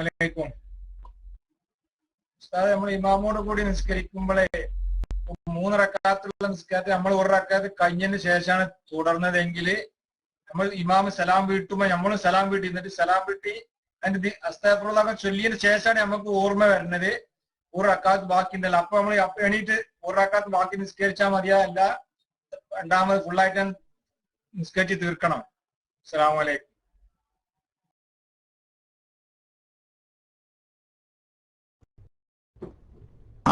വഅലൈക്കും അസ്സലാം. മറന്ന് ഇമാമിന്റെ കൂടെ സലാം വീട്ടിപ്പോയി, ഇവനൊരു റക്അത്ത് കൂടി ബാക്കിയുണ്ട്. സലാം വീട്ടി അസ്തഗ്ഫിറുല്ലാഹ് അല്ലദിയൊക്കെ പറഞ്ഞ് കുറച്ചാണ് കഴിഞ്ഞതിന് ശേഷമാണ് ഓർമ്മ വന്നത്. എന്നാൽ വേഗം എഴുന്നേറ്റ് ഒരു റക്അത്ത് കൂടി നിസ്കരിച്ച് സഹ്വിന്റെ സുജൂദ് ചെയ്യുകയാണ് വേണ്ടത്. തടക്കുന്ന മടക്കി നിസ്കരിക്കേണ്ട ആവശ്യമില്ല. അതേ സമയത്ത് വളരെ സമയം ദീർഘിക്കുകയോ വുളൂ മുറിയുകയോ അതല്ലെങ്കിൽ ഖിബ്ലയിൽ നിന്നിട്ട് തെറ്റുകയോ പോലെയുള്ള നിസ്കാരത്തിന് ഭംഗം വരുന്ന വല്ല കാര്യങ്ങളും വന്നാൽ പിന്നെ തൽക്കന്ന് മടക്കി നിസ്കരിക്കണം. അല്ലാതെ സലാം വീട്ടി അവിടെ ഇരുന്ന് അസ്തഗ്ഫിറുല്ലാഹ് ചൊല്ലി ഒക്കെ കഴിഞ്ഞതിന്റെ ശേഷം കുറെ കഴിഞ്ഞാൽ ഓർമ്മ വന്നൊക്കെയാണെങ്കിൽ അവിടെ കുഴപ്പമൊന്നുമില്ല. ബാക്കി എഴുന്നേറ്റ് ഒരു റക്അത്തോടി നിസ്കരിച്ചാൽ മതി. സലാം വീട്ടുന്നതിന് മുമ്പ് സഹ്വിന്റെ സുജൂദ് ചെയ്യൽ സുന്നത്തുണ്ട്. കാരണം ഇമാം സലാം വീട്ടിയതിന്റെ ശേഷമാണല്ലോ ഇവൻ സലാം വീട്ടുന്നത്. ഇമാമിന്റെ കൂടെയുള്ള സഹ്വാണെങ്കിൽ ഇമാമ് ചുമക്കും. ഇമാം സലാം വീട്ടി കഴിഞ്ഞാൽ പിന്നെ ഇമാമിന്റെ ചുമക്കാൻ കഴിയൂലല്ലോ ഇവൻ സലാം വീട്ടിയെ. അതുകൊണ്ട് സഹ്വിന്റെ സുജൂദ് ചെയ്യൽ നല്ലതാണ്. മടക്കി നിസ്കരിക്കേണ്ട ആവശ്യമില്ല.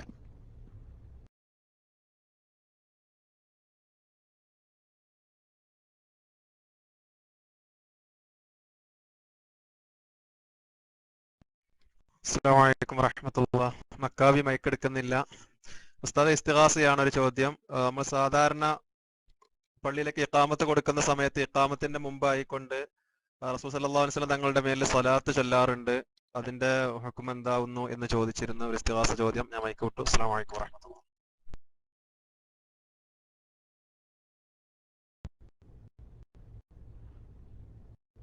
ബാങ്കിന്റെ മുമ്പ് പ്രത്യേകം സ്വലാത്ത് സുന്നത്തില്ലെങ്കിലും ഇഖാമത്തിന്റെ തൊട്ട് മുമ്പ് സ്വലാത്ത് ചൊല്ലൽ സുന്നത്താണ് എന്ന് മഹാന്മാരായ ഫുഖഹാ പറഞ്ഞിട്ടുണ്ട്.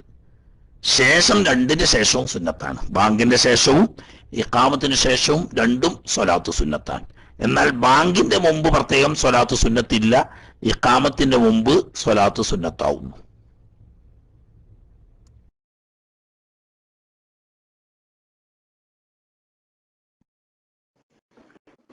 അസ്സലാമലൈക്കും. ഉസ്താദ്, ഇപ്പോ വേറൊരു സുഹൃത്തൊരു ചോദ്യം ചോദിച്ചിരുന്നു. അതായത് ഇമാമിന്റെ ഒപ്പം സലാം വീട്ടിൽ പോയി അത് കഴിഞ്ഞിട്ട് നാലാമത്തെ റക്അത്ത് നിസ്കരിക്കാൻ എന്താ ചെയ്യേണ്ടതെന്ന്. അപ്പൊ ഉസ്താദ് പറഞ്ഞു നാലാമത്തെ റക്അത്ത് നിസ്കരിച്ച് എഴുന്നേറ്റ് നിന്നിട്ട് നാലാമത്തെ റക്അത്ത് മാത്രം നിസ്കരിച്ചാൽ മതി. അങ്ങനെ നിസ്കരിക്കുമ്പോൾ നെയ്യത്ത് എന്തെങ്കിലും ചെയ്യണോ? അതെ വെറുതെ എഴുന്നേറ്റ് നിന്നിട്ട് അല്ലാഹു അക്ബർ പറഞ്ഞ് റക്അത്ത് തുടങ്ങി അവസാനിപ്പിച്ചാൽ മതിയോ?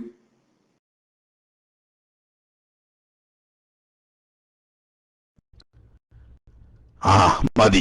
അതായത് പിന്നെ നൃത്തത്തിലേക്ക് എഴുന്നേൽക്കുമ്പോൾ പ്രത്യേക നെയ്യത്ത് ചെയ്യേണ്ട ആവശ്യമില്ല. കാരണം ഇപ്പൊ ആള് നിസ്കാരത്തിൽ തന്നെയാണ് ഉള്ളത്. അതായത് ഇവൻ ചൊല്ലിയ ഈ സലാമും സലാമിന്റെ ശേഷം ഇവൻ ചൊല്ലിയ ദിക്റുകളും ഒന്നും പരിഗണിക്കുന്നില്ല. കാരണം എന്തുകൊണ്ട്? മറന്ന് സംഭവിച്ചതാണ് എന്നതുകൊണ്ട് അത് പരിഗണിക്കാതെ പോവാണ്. അപ്പോൾ ഇപ്പോൾ യഥാർത്ഥത്തിൽ അവൻ നിസ്കാരത്തിൽ തന്നെയാണ് ഉള്ളത്. അപ്പൊ അത് എഴുന്നേറ്റ് ബാക്കി ഒരു റക്അത്താണ് പൂർത്തിയാക്കിയാൽ മതി. പ്രത്യേക നെയ്യത്ത് വേണ്ട. പിന്നെ എന്താ സുജൂദ് ചെയ്യണമെന്ന് വെച്ചാൽ മറന്നുകൊണ്ട് സലാം വീട്ടിയല്ലോ, അത് മനഃപൂർവ്വം ചെയ്ത നിസ്കാരം പാത്തിരാകുന്ന കാര്യമാണ്. അത് മറന്നു ചെയ്തതാ. അതിന് വേണ്ടിയിട്ടാണ് സുജൂദ് ചെയ്യണം എന്ന് പറഞ്ഞ്. മനഃപൂർവ്വം ചെയ്ത നിസ്കാരം പാത്തിലാവുന്ന ഒരു കാര്യം മറന്ന് സംഭവിച്ചതിന് വേണ്ടിയിട്ടാണ് സുജൂദ് ചെയ്യണം എന്ന് പറഞ്ഞ്. ആള് ഇപ്പോൾ നിസ്കാരത്തിൽ തന്നെയാണ് ഉള്ളത്.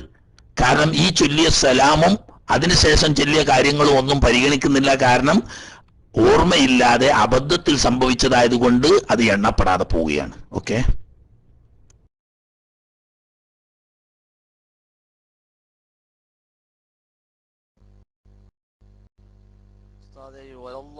പറഞ്ഞതിന് ശേഷം അവിടെ ചെറിയൊരു ദുആ അല്ലാഹുമ്മ അഗ്ഫിർ ലനാ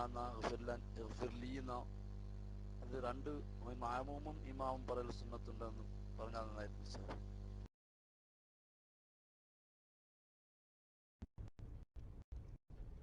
അങ്ങനെ സുന്നത്തുള്ളതായി ഞാൻ എന്റെ ശ്രദ്ധയിൽപ്പെട്ടിട്ടില്ല.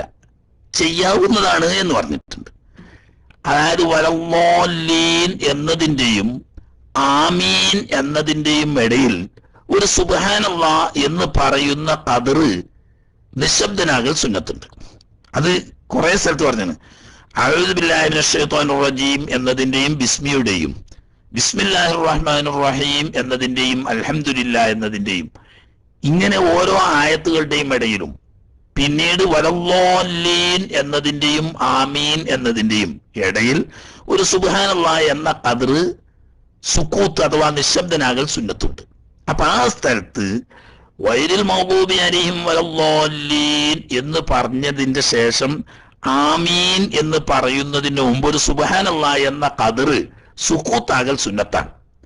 എന്നാൽ ആ സുക്കൂത്താവുന്ന സമയത്ത് റബ്ബി ഗ്ഫിർലി എന്നോ റബ്ബന ഗ്ഫിർ ലനാ എന്നോ പറയാവുന്നതാണ്, നല്ലതാണ്. പക്ഷെ അത് സുന്നത്താണ് എന്ന് ഞാൻ എന്റെ കാഴ്ചയിൽപ്പെട്ടിട്ടില്ല, ഓർമ്മയില്ല. ഇനി എവിടെയെങ്കിലും അങ്ങനെ പറഞ്ഞോന്ന് ഏതെങ്കിലും ഉസ്താദന്മാർക്ക് ഓർമ്മ ഉണ്ടെങ്കിൽ ഉണർത്തിയാർക്കണേ. അനുവദനീയമാണ്.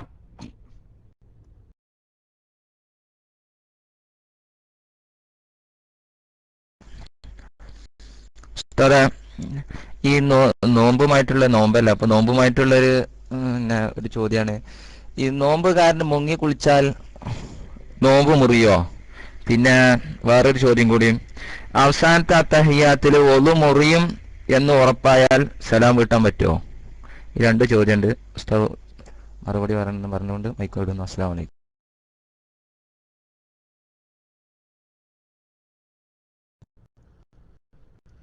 മുങ്ങിക്കുളിച്ച് എന്നത് കൊണ്ട് നോമ്പ് മുറിയില്ല. പക്ഷേ നോമ്പുകാരനെ സംബന്ധിച്ച് മുങ്ങിക്കുളിക്കൽ കറാഹത്താണ്. മുങ്ങിക്കുളിച്ച സമയത്ത്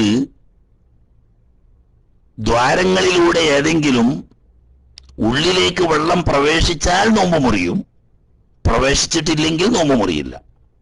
പക്ഷേ മുങ്ങിക്കുളിക്കുമ്പോൾ അറിയാതെ ദ്വാരങ്ങളിലൂടെ ഉള്ളിലേക്ക് വെള്ളം കടക്കാൻ സാധ്യതയുള്ളത് കൊണ്ട് നോമ്പുകാരൻ പകൽ സമയത്ത് മുങ്ങിക്കുളിക്കൽ കറാഹത്താണ്. ഫർളോ സുന്നത്തോ ആയ കുളിയാണെങ്കിൽ പോലും മുങ്ങിക്കുളിക്കുമ്പോൾ ദ്വാരങ്ങളിലൂടെ ഉള്ളിലേക്ക് വെള്ളം പ്രവേശിച്ചാൽ നോമ്പ് ബാത്തിലാവും. അപ്പൊ നോമ്പ് ബാത്തിലാകാൻ ഇടവരുന്ന കാരണമുള്ളത് കൊണ്ട് ഫർള് നോമ്പാണെങ്കിലും സുന്നത്ത് നോമ്പാണെങ്കിലും പകൽ സമയത്ത് മുങ്ങിക്കുളിക്കൽ കറാഹത്താണ്. അതുകൊണ്ട് നോമ്പ് മുറിയില്ല. പക്ഷേ മുങ്ങിക്കുളിക്കുന്നതിലൂടെ ഉള്ളിലേക്ക് വെള്ളം പ്രവേശിച്ചാൽ നോമ്പ് മുറിയും. അത് ഫർളായ കുളിയാണെങ്കിലും മുറിയും, സുന്നത്തായ കുളിയാണെങ്കിലും മുറിയും, അല്ലാത്ത സാധാരണ കുളിയാണെങ്കിലും മുറിയും. അതങ്ങനെ പറയാൻ കാരണം എന്താന്ന് വെച്ചാൽ, ഷവറിന്റെ ചോട്ടിൽ നിന്നോ കോരി ഒഴിച്ചുകൊണ്ടോ കുളിക്കുകയാണെങ്കിൽ സൂക്ഷ്മത പാലിച്ചുകൊണ്ട് കുളിക്കുമ്പോൾ ഫർളായ കുളിയിലോ സുന്നത്തായ കുളിയിലോ ആണെങ്കിൽ അബദ്ധത്തിൽ വെള്ളം കടന്നാൽ അതുകൊണ്ട് നോമ്പ് മുറിയില്ല. ഈ ഒരു ഇളവ് മുങ്ങിക്കുളിക്കുന്നവർക്ക് ബാധകമല്ല. അതുകൊണ്ട് മുങ്ങിക്കുളിക്കൽ പകൽ സമയത്ത് ഒഴിവാക്കേണ്ടതാണ്, അഥവാ മുങ്ങിക്കുളിക്കൽ കറാഹത്താണ്. അതാണ് നോമ്പിന്റെ മസാല. പിന്നെന്ത് പറഞ്ഞ് നിസ്കാരത്തിന്റെ എന്തോ ഒരു മസാലയും ചോദിച്ചല്ലോ. നോമ്പ് നിൽക്കാരും കൂടി ഒപ്പം സ്ഥാനത്തെ അവസാനത്തെ അത്തഹിയ്യാത്തില് വുദൂ മുറിയും എന്ന് ഭയപ്പെട്ടാൽ എന്ന് പറഞ്ഞാൽ അശ്ഹദു അല്ലാ ഇലാഹ ഇല്ലല്ലാഹു അശ്ഹദു അന്ന മുഹമ്മദൻ റസൂലുള്ളാഹി അല്ലാഹുമ്മ സ്വല്ലി അലാ മുഹമ്മദിൻ വഅലാ ആലി മുഹമ്മദിൻ എന്നതുവരെ എത്തിക്കഴിഞ്ഞാൽ, മുഴുവനാക്കാൻ നിന്നാൽ വുദൂ മുറിയും എന്ന് തോന്നിയാൽ അവിടെ സലാം വീട്ടാവുന്നതാണ്. വുദൂ മുറിഞ്ഞു പോയാൽ നിസ്കരിച്ച നിസ്കാരം തന്നെ ബാത്തിലാവുമല്ലോ. ആ ബാത്തിലാകി പോകാൻ സാധ്യത വളരെ കൂടുതൽ കാണുന്ന സാഹചര്യത്തിൽ ഫർളായ ഖദറും മുഅക്കദായ സുന്നത്താവുന്ന അബാദ് സുന്നത്തും അല്ലാഹുമ്മ സ്വല്ലി അലാ മുഹമ്മദിൻ വഅലാ ആലി മുഹമ്മദിൻ പറഞ്ഞതോടുകൂടി ഫർളും കഴിഞ്ഞ് അബാദ് സുന്നത്തും കഴിഞ്ഞ് അവിടെ വെച്ച് സലാം വീട്ടുകയാണ് നല്ലത്. അത് ഞാൻ നിസ്കാരം തന്നെ ബാത്തിലാകാൻ സാധ്യത ഉണ്ട് എന്ന് കാണുമ്പോൾ, അതേ സമയത്ത് അത്തഹിയ്യാത്ത് എന്ന് പറഞ്ഞാൽ അശ്ഹദു അല്ലാ ഇലാഹ ഇല്ലല്ലാഹു അശ്ഹദു അന്ന മുഹമ്മദൻ റസൂലുള്ളാഹി വരെ അത് ഫർളാണ്, അതിൽ ഇളവില്ല. അതുപോലെ തന്നെ അല്ലാഹുമ്മ സ്വല്ലി അലാ മുഹമ്മദിൻ എന്നത് ഫർളായ സ്വലാത്തുമാണ്. വഅലാ ആലി മുഹമ്മദിൻ എന്നത് അബ്വാബ് സുന്നത്തുമാണ്. അത് കഴിഞ്ഞാൽ പിന്നെ നിങ്ങൾ തല വെട്ടിക്കോളി, കുഴപ്പമില്ല.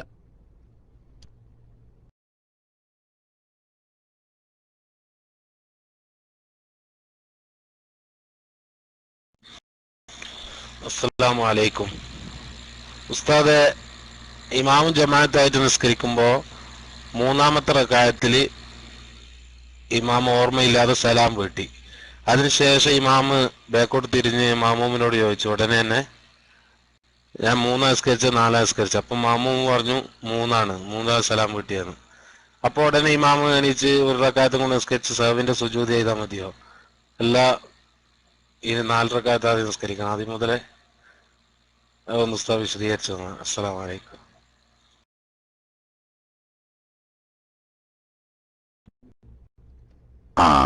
അവിടെ ഉറക്കാത്തോടി നിസ്കരിച്ച് സഹവിന്റെ സുജൂദ് ചെയ്ത് സലാം വീട്ടിയാൽ മതി. അതായത് മറന്നുകൊണ്ട് അല്പം സംസാരിച്ച നിസ്കാരം ബാത്തിലാവില്ലാണ്. അതായത് ഇയാൾക്കൊരു ചെറിയ സംശയം തോന്നി, ഏതായാലും പൂർത്തിയായിട്ടുണ്ടാവും എന്നുള്ള ആൾക്ക് സലാം വീട്ടി. സലാം വീട്ടിയപ്പോൾ ഇയാൾക്കൊരു സംശയം. അപ്പൊ ഉറപ്പുവരുത്താൻ വേണ്ടിയിട്ട് മൗമൂമികളോട് ചോദിച്ചു 4 ആയിട്ടില്ല, അഥവാ 3 ആണോ? അപ്പൊ 3 എന്ന് മൗമൂമികൾ ഉണർത്തി. അപ്പൊ വേഗം റക്അത്തോടി നിസ്കരിച്ച് സഹവിന്റെ സുജൂദ് ചെയ്ത് സലാം വീട്ടിയാൽ മതി. റസൂലുള്ളാഹി സ്വല്ലല്ലാഹു അലൈഹി വസല്ലം തങ്ങളുടെ വളരെ പ്രസിദ്ധമായ ഒരു ഹദീസ് ഉണ്ടല്ലോ, ദുല്യദൈനിന്റെ ഹദീസ് എന്നാണ് അതിന് പറയല്. ഒരിക്കൽ റസൂലുള്ളാഹി സ്വല്ലല്ലാഹു അലൈഹി വസല്ലം തങ്ങൾ 2 റക്അത്ത് നിസ്കരിച്ച് സലാം വീട്ടി. ളുഹ്റോ അസ്റോ രണ്ടാമതൊരു നിസ്കാരം. സലാം വീട്ടി സാധാരണ ഇല്ലാത്ത രീതിയിൽ എഴുന്നേറ്റ് വേഗം അടുത്ത് പടിഞ്ഞാറ് ഈ ഖിബ്ലന്റെ ഭാഗത്ത് ഇങ്ങനെ ബലങ്ങനെ വെച്ചിരുന്ന ഈത്തപ്പനത്തടിമേൽ കൈമുട്ട് വെത്തിയിട്ട് ഇങ്ങനെ താടിക്ക് വെച്ചിട്ട് ഇങ്ങനെ ഇരുന്നു. അപ്പോ ആളുകളൊക്കെ പേടിച്ച് മുണ്ടാതെ ഇങ്ങനെ ഭയപ്പെട്ടു നിന്നു. അപ്പൊ എപ്പോഴും തമാശ പറയുന്ന ഒരു തമാശക്കാരനായ സാഹിബിയുണ്ട്, ദുല്യദൈനി ആ മഹാനവർകളെ പറയാ. അവര് എഴുന്നേറ്റിട്ട് ചോദിച്ചു, ആ കുസ്റത്ത് സ്വലാത്തു ആം നസീത യാ റസൂലല്ലാഹ്, ഹബീബായ നബിയെ, നിസ്കാരം 4 റക്അത്തുള്ള അല്ലാഹു തആല 2 റക്അത്തായി ചുരുക്കി തന്നോ, അതല്ല തങ്ങള് മറന്നുകാണ്ട് സലാം വീട്ടിയതാണോ എന്ന് ചോദിച്ചു. അപ്പൊ നബി സല്ലല്ലാഹു അലൈഹി വസല്ലം തങ്ങൾ അതിന് മറുപടി പറഞ്ഞു, കുല്ലു ദാലിക ലം യകുൻ, അത് രണ്ടും ഉണ്ടായിട്ടില്ല. എന്നാൽ 4 2 റക്അത്തായിട്ട് അല്ലാഹു തആല ചുരുക്കി തന്നിട്ടുമില്ല, അതുപോലെ മറന്നിട്ടുമില്ല എന്ന് പറഞ്ഞപ്പോ മാനവർകള് പറഞ്ഞു, ബാലുകാരിക്ക കതുക്കാന, അങ്ങനെ പറയാൻ പറ്റൂല, 2 ഒത്തുനബിയാർ, ഒന്നിക്കൽ ചുരുക്കിയാണ്, അതല്ലെങ്കിൽ മറന്നണ് എന്ന് പറഞ്ഞു. അപ്പോ നബി സല്ലല്ലാഹു അലൈഹി വസല്ലം തങ്ങൾ സഹാബാക്കളോട് ചോദിക്കുക, ബാക്കിയുള്ളവരോട്, ആ സദഖ ദുല്യദൈനി, നമ്മൾ ഈ ദുല്യദൈനി മൂപ്പരെപ്പോഴും തമാശ പറയുന്ന ആളാണ്, അതുകൊണ്ടാണ് അങ്ങനെ ചോദിക്കാൻ കാരണം. ഈ ദുല്യദൈനി ഇപ്പൊ പറഞ്ഞത് ശരിയാണോ ചോദിച്ചു. അപ്പൊ സഹാബാക്കളെല്ലാം പറഞ്ഞു അതേ. ഉടനെ ഹബീബ് റസൂലുള്ളാഹി സ്വല്ലല്ലാഹു അലൈഹി വസല്ലം തങ്ങൾ തിരിച്ച് വന്ന് 2 റക്അത്ത് കൂടി നിസ്കരിച്ച് സഹവിന്റെ സുജൂദും ചെയ്ത് സലാം വീട്ടി. അപ്പോ നബി സല്ലല്ലാഹു അലൈഹി വസല്ലം തങ്ങൾ എഴുന്നേറ്റ് കുറച്ചങ്ങോട്ട് നടന്ന് കയ്യും കുത്തി നിന്നു. ഈ സഹാബി ചോദിച്ചു, അതിന് നബി സല്ലല്ലാഹു അലൈഹി വസല്ലം തങ്ങൾ മറുപടി പറഞ്ഞു, അതിന് തിരിച്ചും സഹാബി മറുപടി പറഞ്ഞു. പിന്നെ സഹാബാക്കളോട് ചോദിച്ചു, അവര് ശരിവെച്ചു. ഇത്രയും കാര്യങ്ങൾ ഉണ്ടായിട്ടും റസൂലുള്ളാഹി സ്വല്ലല്ലാഹു അലൈഹി വസല്ലം തങ്ങൾ ബാക്കി നിസ്കരിച്ച് സഹവിന്റെ സുജൂദ് ചെയ്ത് സലാം വീട്ടുകയാണ് ചെയ്തത്. അപ്പൊ അതുകൊണ്ട് ഈ ചോദ്യത്തിൽ പറഞ്ഞ ഇത് ഏകദേശം സമാനമാ. അപ്പൊ അദ്ദേഹം സംശയമുള്ളപ്പം മൗമൂമികളോട് ചോദിച്ചു, അവർ പറഞ്ഞപ്പോ അദ്ദേഹത്തിന് ഉറപ്പ് വന്നു, വേഗം 1 റക്അത്ത് കൂടി നിസ്കരിച്ച് സഹവിന്റെ സുജൂദ് ചെയ്ത് സലാം വീട്ടിയാൽ മതി. അവിടെ പ്രത്യേകിച്ച് നിയ്യത്തും ഒന്നും വേണ്ട. ഓക്കെ.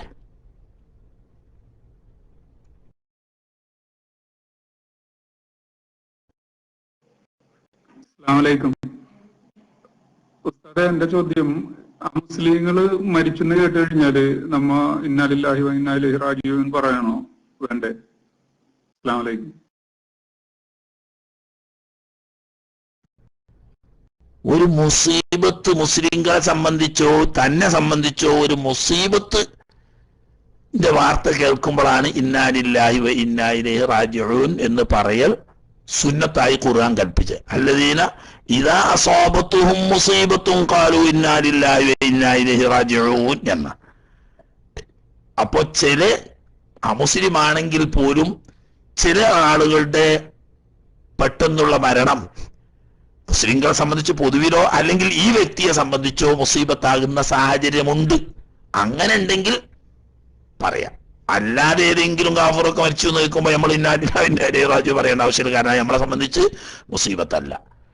ചില പ്രത്യേക കാരണങ്ങളാൽ തന്നെ സംബന്ധിച്ച് മുസീബത്താവുന്ന അവസ്ഥയാണ്, അല്ലെങ്കിൽ തന്റെ പ്രദേശത്ത് മുസ്ലിങ്ങളെ സംബന്ധിച്ച് മുസീബത്താവുന്ന അവസ്ഥയാണ്. അങ്ങനെ ഉണ്ട്. അമുസ്ലിങ്ങളാണെങ്കിൽ പോലും മുസ്ലിങ്ങളെ ഗുണകാംക്ഷികളും മുസ്ലിങ്ങൾക്ക് പല നിരക്ക് അദ്ദേഹത്തിന്റെ സ്വാധീനമോ അധികാരമോ ഉപയോഗപ്പെടുത്തിയിട്ട് മുസ്ലിങ്ങൾക്ക് വലിയ ഗുണം ലഭിക്കുന്ന ഒരു വ്യക്തിയാണ് നോട്ടിക്കോളി. അദ്ദേഹത്തിന് വേർപാട് അമുസ്ലിം ആണെങ്കിൽ പോലും മുസ്ലിം സമുദായത്തിന് മുസീബത്താണ്. അങ്ങനെ ചെല്ല അല്ലാഞ്ഞ് പൊതുവിലൊന്നുമില്ല, താനുമായിട്ട് അങ്ങനെ ഒരു ബന്ധും ഇടപാടും ഒക്കെ ഉള്ള ഒരു വ്യക്തിയാണ്. അദ്ദേഹത്തിന്റെ ആകസ്മികമായ മരണം തന്നെ സംബന്ധിച്ച് വലിയൊരു മുസീബത്താണ്. എന്നാ അവിടെ ഇന്നാലില്ലാഹി ചെല്ല. ചുരുക്കത്തിൽ മുസീബത്ത് വരുമ്പോൾ തന്നെ സംബന്ധിച്ചോ അല്ലെങ്കിൽ മുസ്ലിങ്ങളെ സംബന്ധിച്ചോ മുസീബത്താവുന്ന കാര്യങ്ങൾ കേൾക്കുമ്പോഴാണ് ഇന്നാലില്ലാഹി വ ഇന്നാ ഇലൈഹി റാജിഊൻ ചെല്ലാൻ കൽപ്പിക്കപ്പെട്ടത്.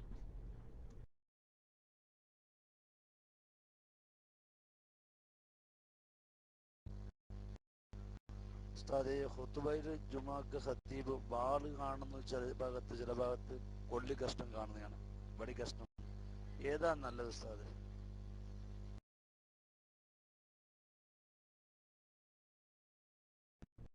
രണ്ടും ആവാം. മൂന്നാലൊന്നാണ് പറഞ്ഞത്.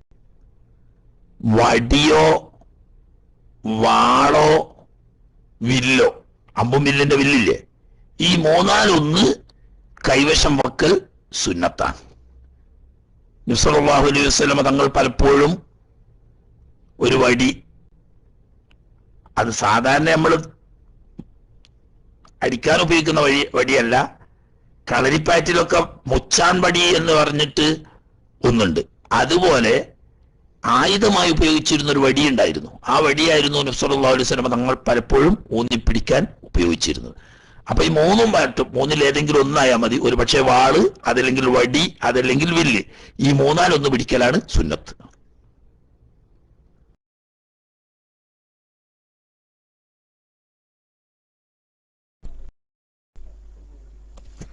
അസ്സലാമു അലൈക്കും ഉസ്താദെ, ഇമാമ് 4 റക്അത്തുള്ള ലോഹർ നിസ്കരിച്ചു കൊണ്ടിരിക്കുമ്പോൾ, ലോഹറോ അല്ലെങ്കിൽ ഇഷാവോ 4 റക്അത്തുള്ള നിസ്കാരം നിസ്കരിച്ചു കൊണ്ടിരിക്കുമ്പോൾ 3 റക്അത്തിൽ സലാം വിട്ടി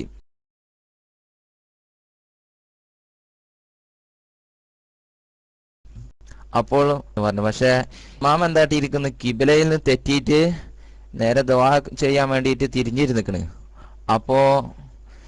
അപ്പൊ ഷർത്ത് ഇവിടെ നഷ്ടപ്പെട്ടും ചെയ്തു. അപ്പോ പെട്ടെന്ന് നിസ്കരിക്കാൻ പറ്റുമോ എന്നാണ് ചോദ്യം. അസ്സലാമു അലൈക്കും.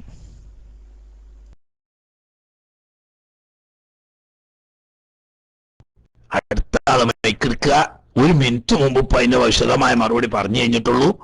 സുഹൃത്തുക്കൾ കേട്ടിട്ടില്ലെങ്കിൽ റെക്കോർഡ് കേൾക്കുക. ഒക്കെ അടുത്ത ആള് തൊളി പെപ്പം സമയം കഴിഞ്ഞാണ്.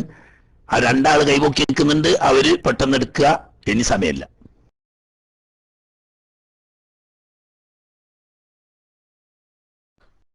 ഹലോ, അസ്സലാമു അലൈക്കും ഉസ്താദ്. ഈ നബി സല്ലല്ലാഹു അലൈഹി വസല്ലം സ്വപ്നം കണ്ടാൽ അത് ആരോട് ആദ്യമായിട്ട് നമ്മൾ പറയണ്ടേ? അതായത് നമ്മൾ വീട്ടിലുള്ളവരോടാണോ അല്ല അതിൻ്റെ ബന്ധപ്പെട്ട പണ്ഡിതന്മാരോടാണോ അത് ചോദിക്കേണ്ടതിനെ കുറിച്ച് വിവരങ്ങൾ ചോദിക്കേണ്ടത്? അതാണ് എൻ്റെ സംശയം. മൈക്കോന്നു. അസ്സലാമു അലൈക്കും.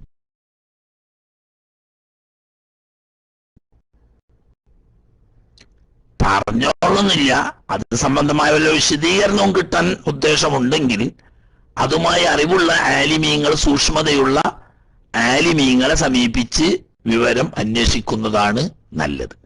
ഏതായാലും നബി സല്ലല്ലാഹു അലൈഹി വസല്ലം തങ്ങളെ സ്വപ്നത്തിൽ കാണുന്നത് ഖൈറാണ്. അതുമായി ബന്ധപ്പെട്ട വിശദീകരണം കിട്ടണമെങ്കിൽ അതിനെ സംബന്ധിച്ച് അറിവുള്ള ഉലമാക്കന്മാരെ സമീപിച്ച് വിശദീകരണം തേടലാണ് ശരിയായ മാർഗം. ഓക്കെ.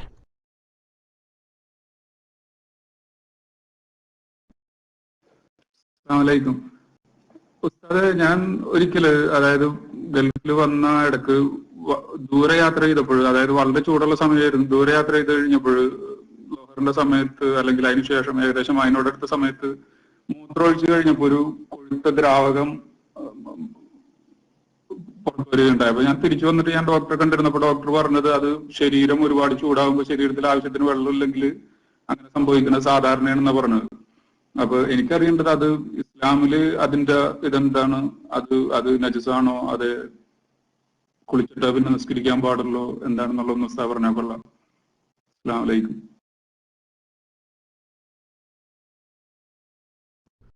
വഅലൈക്കും അസ്സലാം. കുളിക്കൊന്നും വേണ്ട, അതിന്റെ വിധി മൂത്രത്തിന്റെ അതേ വിധിയാണ്. അതിന് ശറയിൽ പറയാ വദിയെന്ന്, വാവുണ്ട്, വദി, വാവ് ദാല് യാ, വദി എന്നാണ് ഷറയിൽ അതിന് പറയാം. വദിയ് ശരീരം നന്നായി ഉഷ്ണിക്കുകയോ ക്ഷീണിക്കുകയോ, അതായത് ഭാരിച്ച ജോലി ചെയ്ത് ചുമടെടുക്കുന്നതൊക്കെ പോലെയുള്ള ഭാരിച്ച ജോലി ചെയ്തു ശരീരത്തിന് ക്ഷീണം ബാധിക്കുകയോ ഉഷ്ണം ബാധിക്കുകയോ ചെയ്യുന്ന സമയത്ത് ചിലപ്പോൾ മൂത്രം ഒഴിക്കുന്നതിന് തൊട്ടു മുമ്പോ അല്ലെങ്കിൽ മൂത്രം ഒഴിച്ച് കഴിഞ്ഞ ഉടനെയോ ഉണ്ടാവുന്ന ഒരു കൊഴുത്ത ദ്രാവകമാണ്. അതിന് വദിയ് എന്നാണ് ഷറയിൽ പേര് പറയുക. അത് മൂത്രം ഒഴിക്കുന്ന അതേ വിധിയ. അതായത് ഉദു ഉള്ള സമയത്ത് അത് പുറപ്പെട്ടാൽ ഉദു മുറിയും. ശരീരത്തിലോ വസ്ത്രത്തിലോ ആയാൽ മൂത്രം പോലെ തന്നെ നെരസാണ്, കഴുകി വൃത്തിയാക്കണം, കുളിക്കേണ്ട ആവശ്യമില്ല. ഉദു ഉള്ള സമയത്താണ് അത് പുറപ്പെട്ടതെങ്കിൽ ഉദു മുറിയും, രണ്ടാമത് ഉദു കൊടുക്കണം. അതുപോലെ നമ്മളെ ഷെഡിലോ അല്ലെങ്കിൽ ശരീരത്തിലോ ഒക്കെ ആയിട്ടുണ്ടെങ്കിൽ ആ ഭാഗം കഴുകുകയും വേണം. ഓക്കെ, പുതിയതായിട്ട് ആളുകൾ കൈവെക്കേണ്ട സമയം പങ്ക് കൊടുക്കാൻ അടുത്തായിട്ടുണ്ട്. കൈവെക്കല് പറഞ്ഞോളി.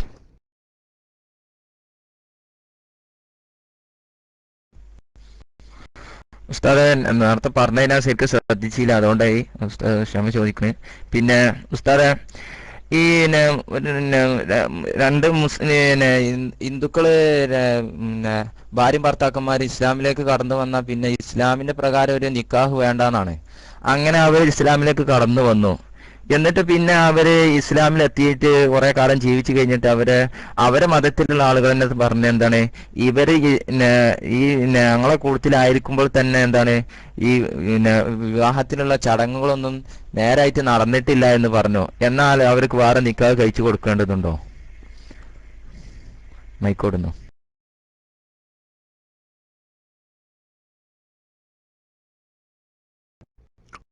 ഓരോ മതപ്രകാരം നേരത്തെ വിവാഹം കഴിഞ്ഞതാണെങ്കിൽ ഇസ്ലാമിലേക്ക് വന്നാൽ വേറെ നിക്കാഹിക്കേണ്ടതില്ല. ഓല മതപ്രകാരം നിയമപ്രകാരമുള്ള നിക്കാഹ് കഴിഞ്ഞിട്ടില്ലെങ്കിൽ ഇസ്ലാമിൽ വന്നതിന് ശേഷം ഇസ്ലാമിന്റെ നിയമപ്രകാരം നിക്കാഹിക്കണം. അതായത് അമുസ്ലിങ്ങളുടെ നിക്കാഹ് നിയമപരമാണെങ്കിൽ അത് ഇസ്ലാം അംഗീകരിക്കും എന്ന് പറഞ്ഞതിന്റെ ബാക്കി പണ്ട് നമ്മൾ ഓതിയപ്പോ പറഞ്ഞ വിഷയമാണത്.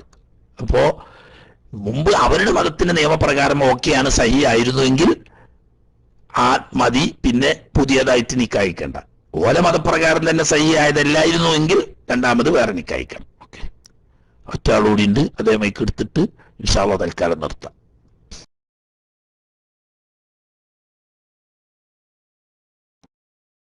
അസ്സലാമു അലൈക്കും. അതെ, ചോദ്യങ്ങളൊന്നുമില്ല. കഴിഞ്ഞ കുറെ ദിവസങ്ങളിലായിട്ട് ഞാൻ കുറെ ചോദ്യങ്ങൾ ചോദിച്ചിട്ടുണ്ട്. അപ്പൊ ആ ചോദ്യങ്ങളിൽ ആ ചോദ്യം ചോദിച്ച ശൈലിയിലോ എന്തെങ്കിലും തെറ്റുകുറ്റങ്ങളോ അദബ് കേടായിട്ട് എന്തെങ്കിലും കടന്നു വന്നിട്ടുണ്ടെങ്കിൽ ഉസ്താദന്മാര് കേൾക്കുന്നവരും ക്ഷമിക്കണം, ദുആ ചെയ്യണം. ഇന്നലെ ഇതിന്റെ നോയമ്പ് പിടിച്ചിട്ടുണ്ട്. അപ്പൊ ഞങ്ങളുടെയൊക്കെ നോയമ്പ് സ്വീകരിക്കാൻ വേണ്ടിയിട്ട് ഉസ്താദന്മാര് ദുആ ചെയ്യണം. അതിനു വേണ്ടിയിട്ട് മൈക്കിട്ടാണ്. അസ്സലാമു അലൈക്കും വറഹ്മത്തുള്ളാഹി വബറകാതുഹു.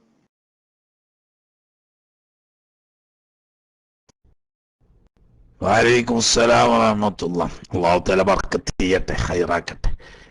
പിന്നക്കത്തില്ല അദബ് കേട് എന്ന് പറഞ്ഞാൽ ചോദിക്കണോന് അദബ് കേടായിട്ട് ചോദിക്കുന്നവര് നമ്മളെ ക്ലാസ്സിൽ സാധാരണ വരാറില്ല.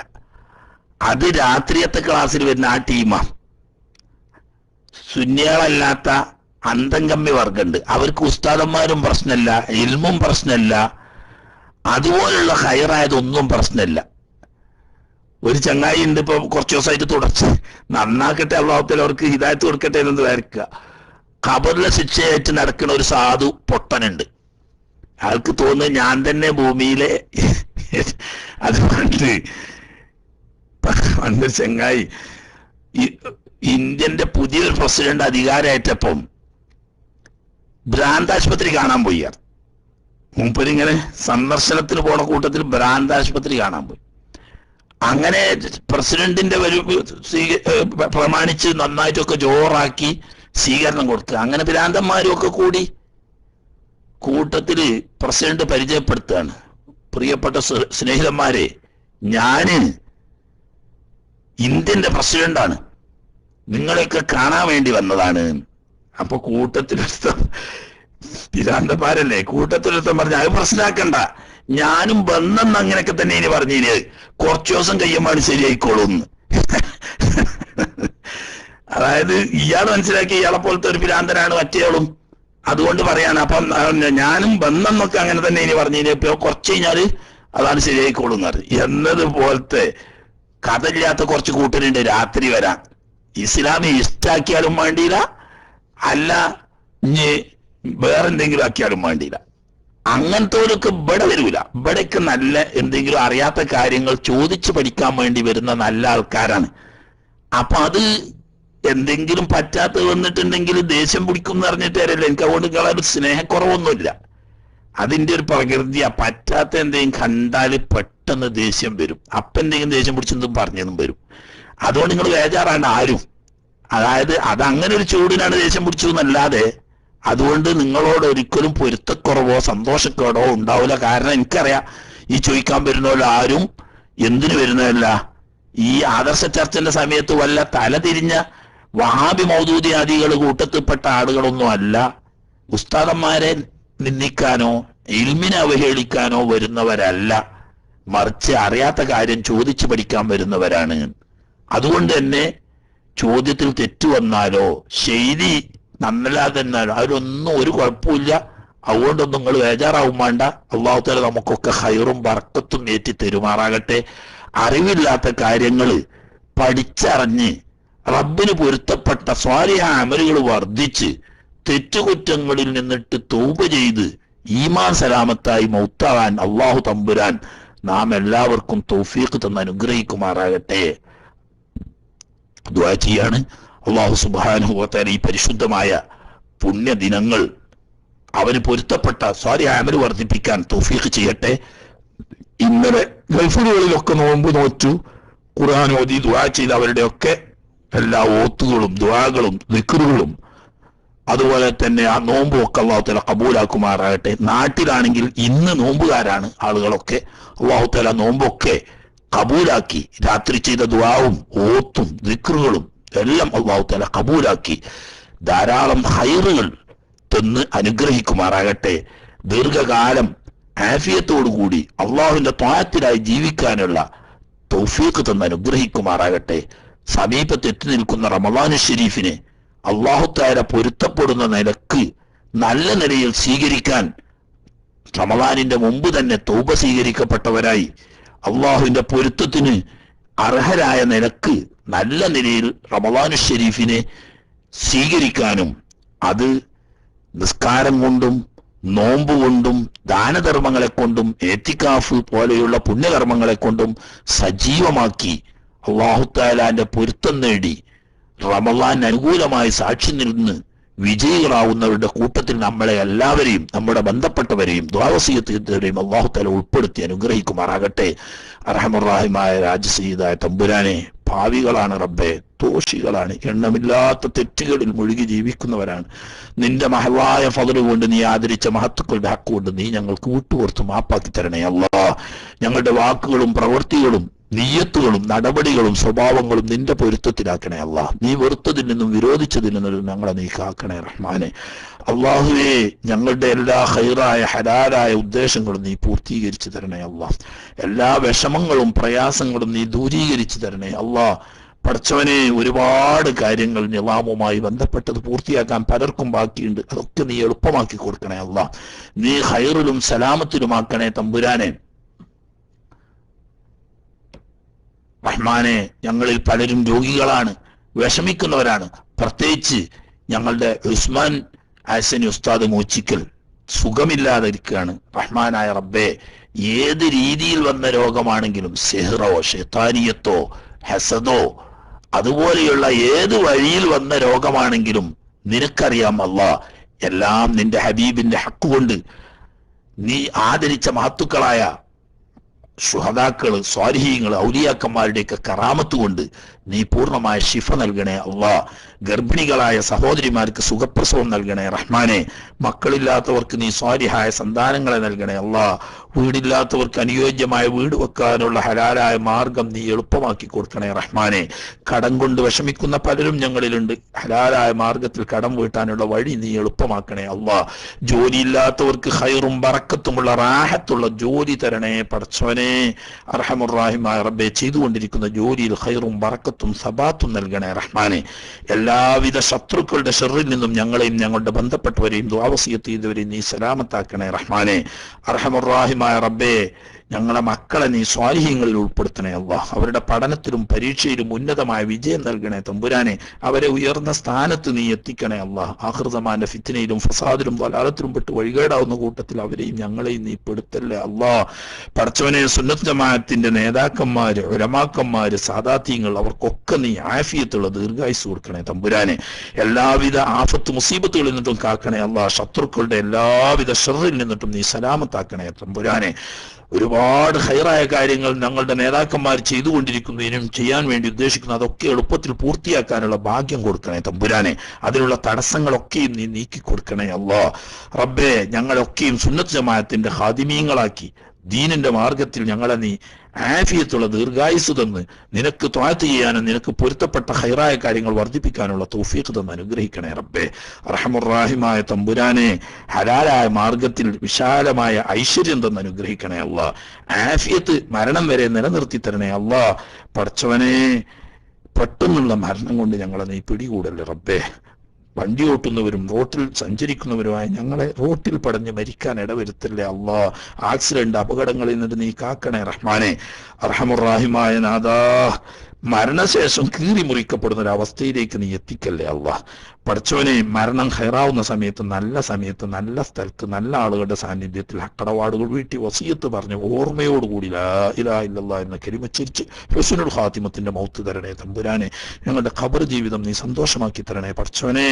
റബ്ബേ, മഹ്ശറയിൽ ചുട്ടുപൊള്ളുന്ന സമയത്ത് നിന്റെ അർശിന്റെ തണ്ടേകപ്പെടുന്ന ഭാഗ്യവാന്മാരിൽ ഈ ഇൽമിന്റെ മജ്ലിസിൽ ഒരുമിച്ച് കൂടിയ ഞങ്ങൾ ദീനിന്റെ പേരിലാണ് ഇജ്തമാ ഫില്ലാഹി വഫ്തർഖാനി എന്ന് പറഞ്ഞ റജുലാനി തഹാബാ ഫില്ലാഹി എന്ന് പറഞ്ഞ കൂട്ടത്തിൽ ഉൾപ്പെടുത്തി സാധുക്കളായ ഞങ്ങൾക്ക് ആ തണരേഖണേ അല്ലാഹ്. നിന്റെ ഹബീബിന്റെ ചാരത്തണഞ്ഞ ആ ഷർഫാക്കപ്പെട്ട തുർക്കിയിൽ നിന്ന് ഔദുൽ കൗസർ വാങ്ങി കുടിക്കാനും അവിടുത്തെ ഷഫായത്ത് കൊണ്ട് വിജയം നേടാനുള്ള ഭാഗ്യം തരണേ അല്ലാഹ്. നിന്റെ കോപത്തിന്റെ വീടാവുന്ന നരകത്തിൽ നിന്ന് ഞങ്ങളെ നീ തക്കുചൊല്ലണേ റഹ്മാനെ. പ്രയാസമേറിയ സിറാത്ത് പാലം മിന്നൽ വേഗം വിട്ടുകടന്ന് നിന്റെ റഹ്മത്തിന്റെ വീടാവുന്ന ജന്നാത്തുൽ ഫിർദൗസിൽ അംബിയാക്കൾ, ഔലിയാക്കൾ, സ്വാലിഹീങ്ങൾ, മുത്തഖീങ്ങളോടുകൂടി ഒരുമിച്ചുകൂടി നിന്റെ ലിഖാ കണ്ട് ആനന്ദിക്കാനുള്ള സൗഭാഗ്യം തരണേ അല്ലാഹ്. അതുപോലെ ഞങ്ങളെ പ്രിയപ്പെട്ട മാതാപിതാക്കൾ, ഉപ്പാപ്പമാര്, ഉമ്മാമ്മമാര്, അമ്മോശന്മാര്, അമ്മായിമ്മമാര്, ഭാര്യ മക്കൾ, സഹോദര സഹോദരിമാർ, കൂട്ടുകുടുംബങ്ങൾ, ഉസ്താദന്മാര്, മശായിഖന്മാര്, ശിഷ്യന്മാര്, ശരീക്കന്മാര്, ഭക്ഷണം തന്നവർ, വസ്ത്രം തന്നവർ, മറ്റ് സഹസഹകരണങ്ങളും ഒത്താശയും ചെയ്തു തന്നവർ, ഞങ്ങളോട് ദുആ വസിയത്ത് ചെയ്ത, ഞങ്ങൾ ദുആ ഏറ്റെടുത്ത, ദീനിന്റെ പേരിൽ ഞങ്ങളെ സ്നേഹിക്കുന്ന എല്ലാ മുഅ്മിനീങ്ങളെയും മുഅ്മിനാത്തുകളെയും ഈ കൂട്ടത്തിൽ നീ ഉൾപ്പെടുത്തണേ റഹ്മാനെ. ربنا تقبل منا إنك أنت السميع العليم وتب علينا إنك أنت التواب الرحيم واغفر لنا يا غافر المذنبين وارحمنا برحمتك يا أرحم الراحمين بفضل صلى الله على محمد صلى الله عليه وسلم صلى الله على محمد صلى الله عليه وسلم اللهم صل على محمد يا رب صل عليه وسلم وصل على جميع الأنبياء والمرسلين والحمد لله رب العالمين. സയ്യിദ് ഉസ്താദ് ഉണ്ടാവുമെന്ന് പ്രതീക്ഷിക്കുന്നു. സയ്യിദ് ഉസ്താദ് ഉണ്ടെങ്കിൽ മൈക്കിലേക്ക് വരുമെന്ന് പ്രതീക്ഷയോടുകൂടെ ബഹുമാനപൂർവ്വം ക്ഷണിക്കുകയും ചെയ്ത് പ്രിയപ്പെട്ട സുഹൃത്തുക്കളോടൊക്കെ ദുആ ചെയ്യണമെന്ന് വസിയത്ത് ചെയ്തുകൊണ്ട് മൈക്ക് കൈമാറുന്നു. അസ്സലാമു അലൈക്കും വറഹ്മത്തുള്ളാഹി.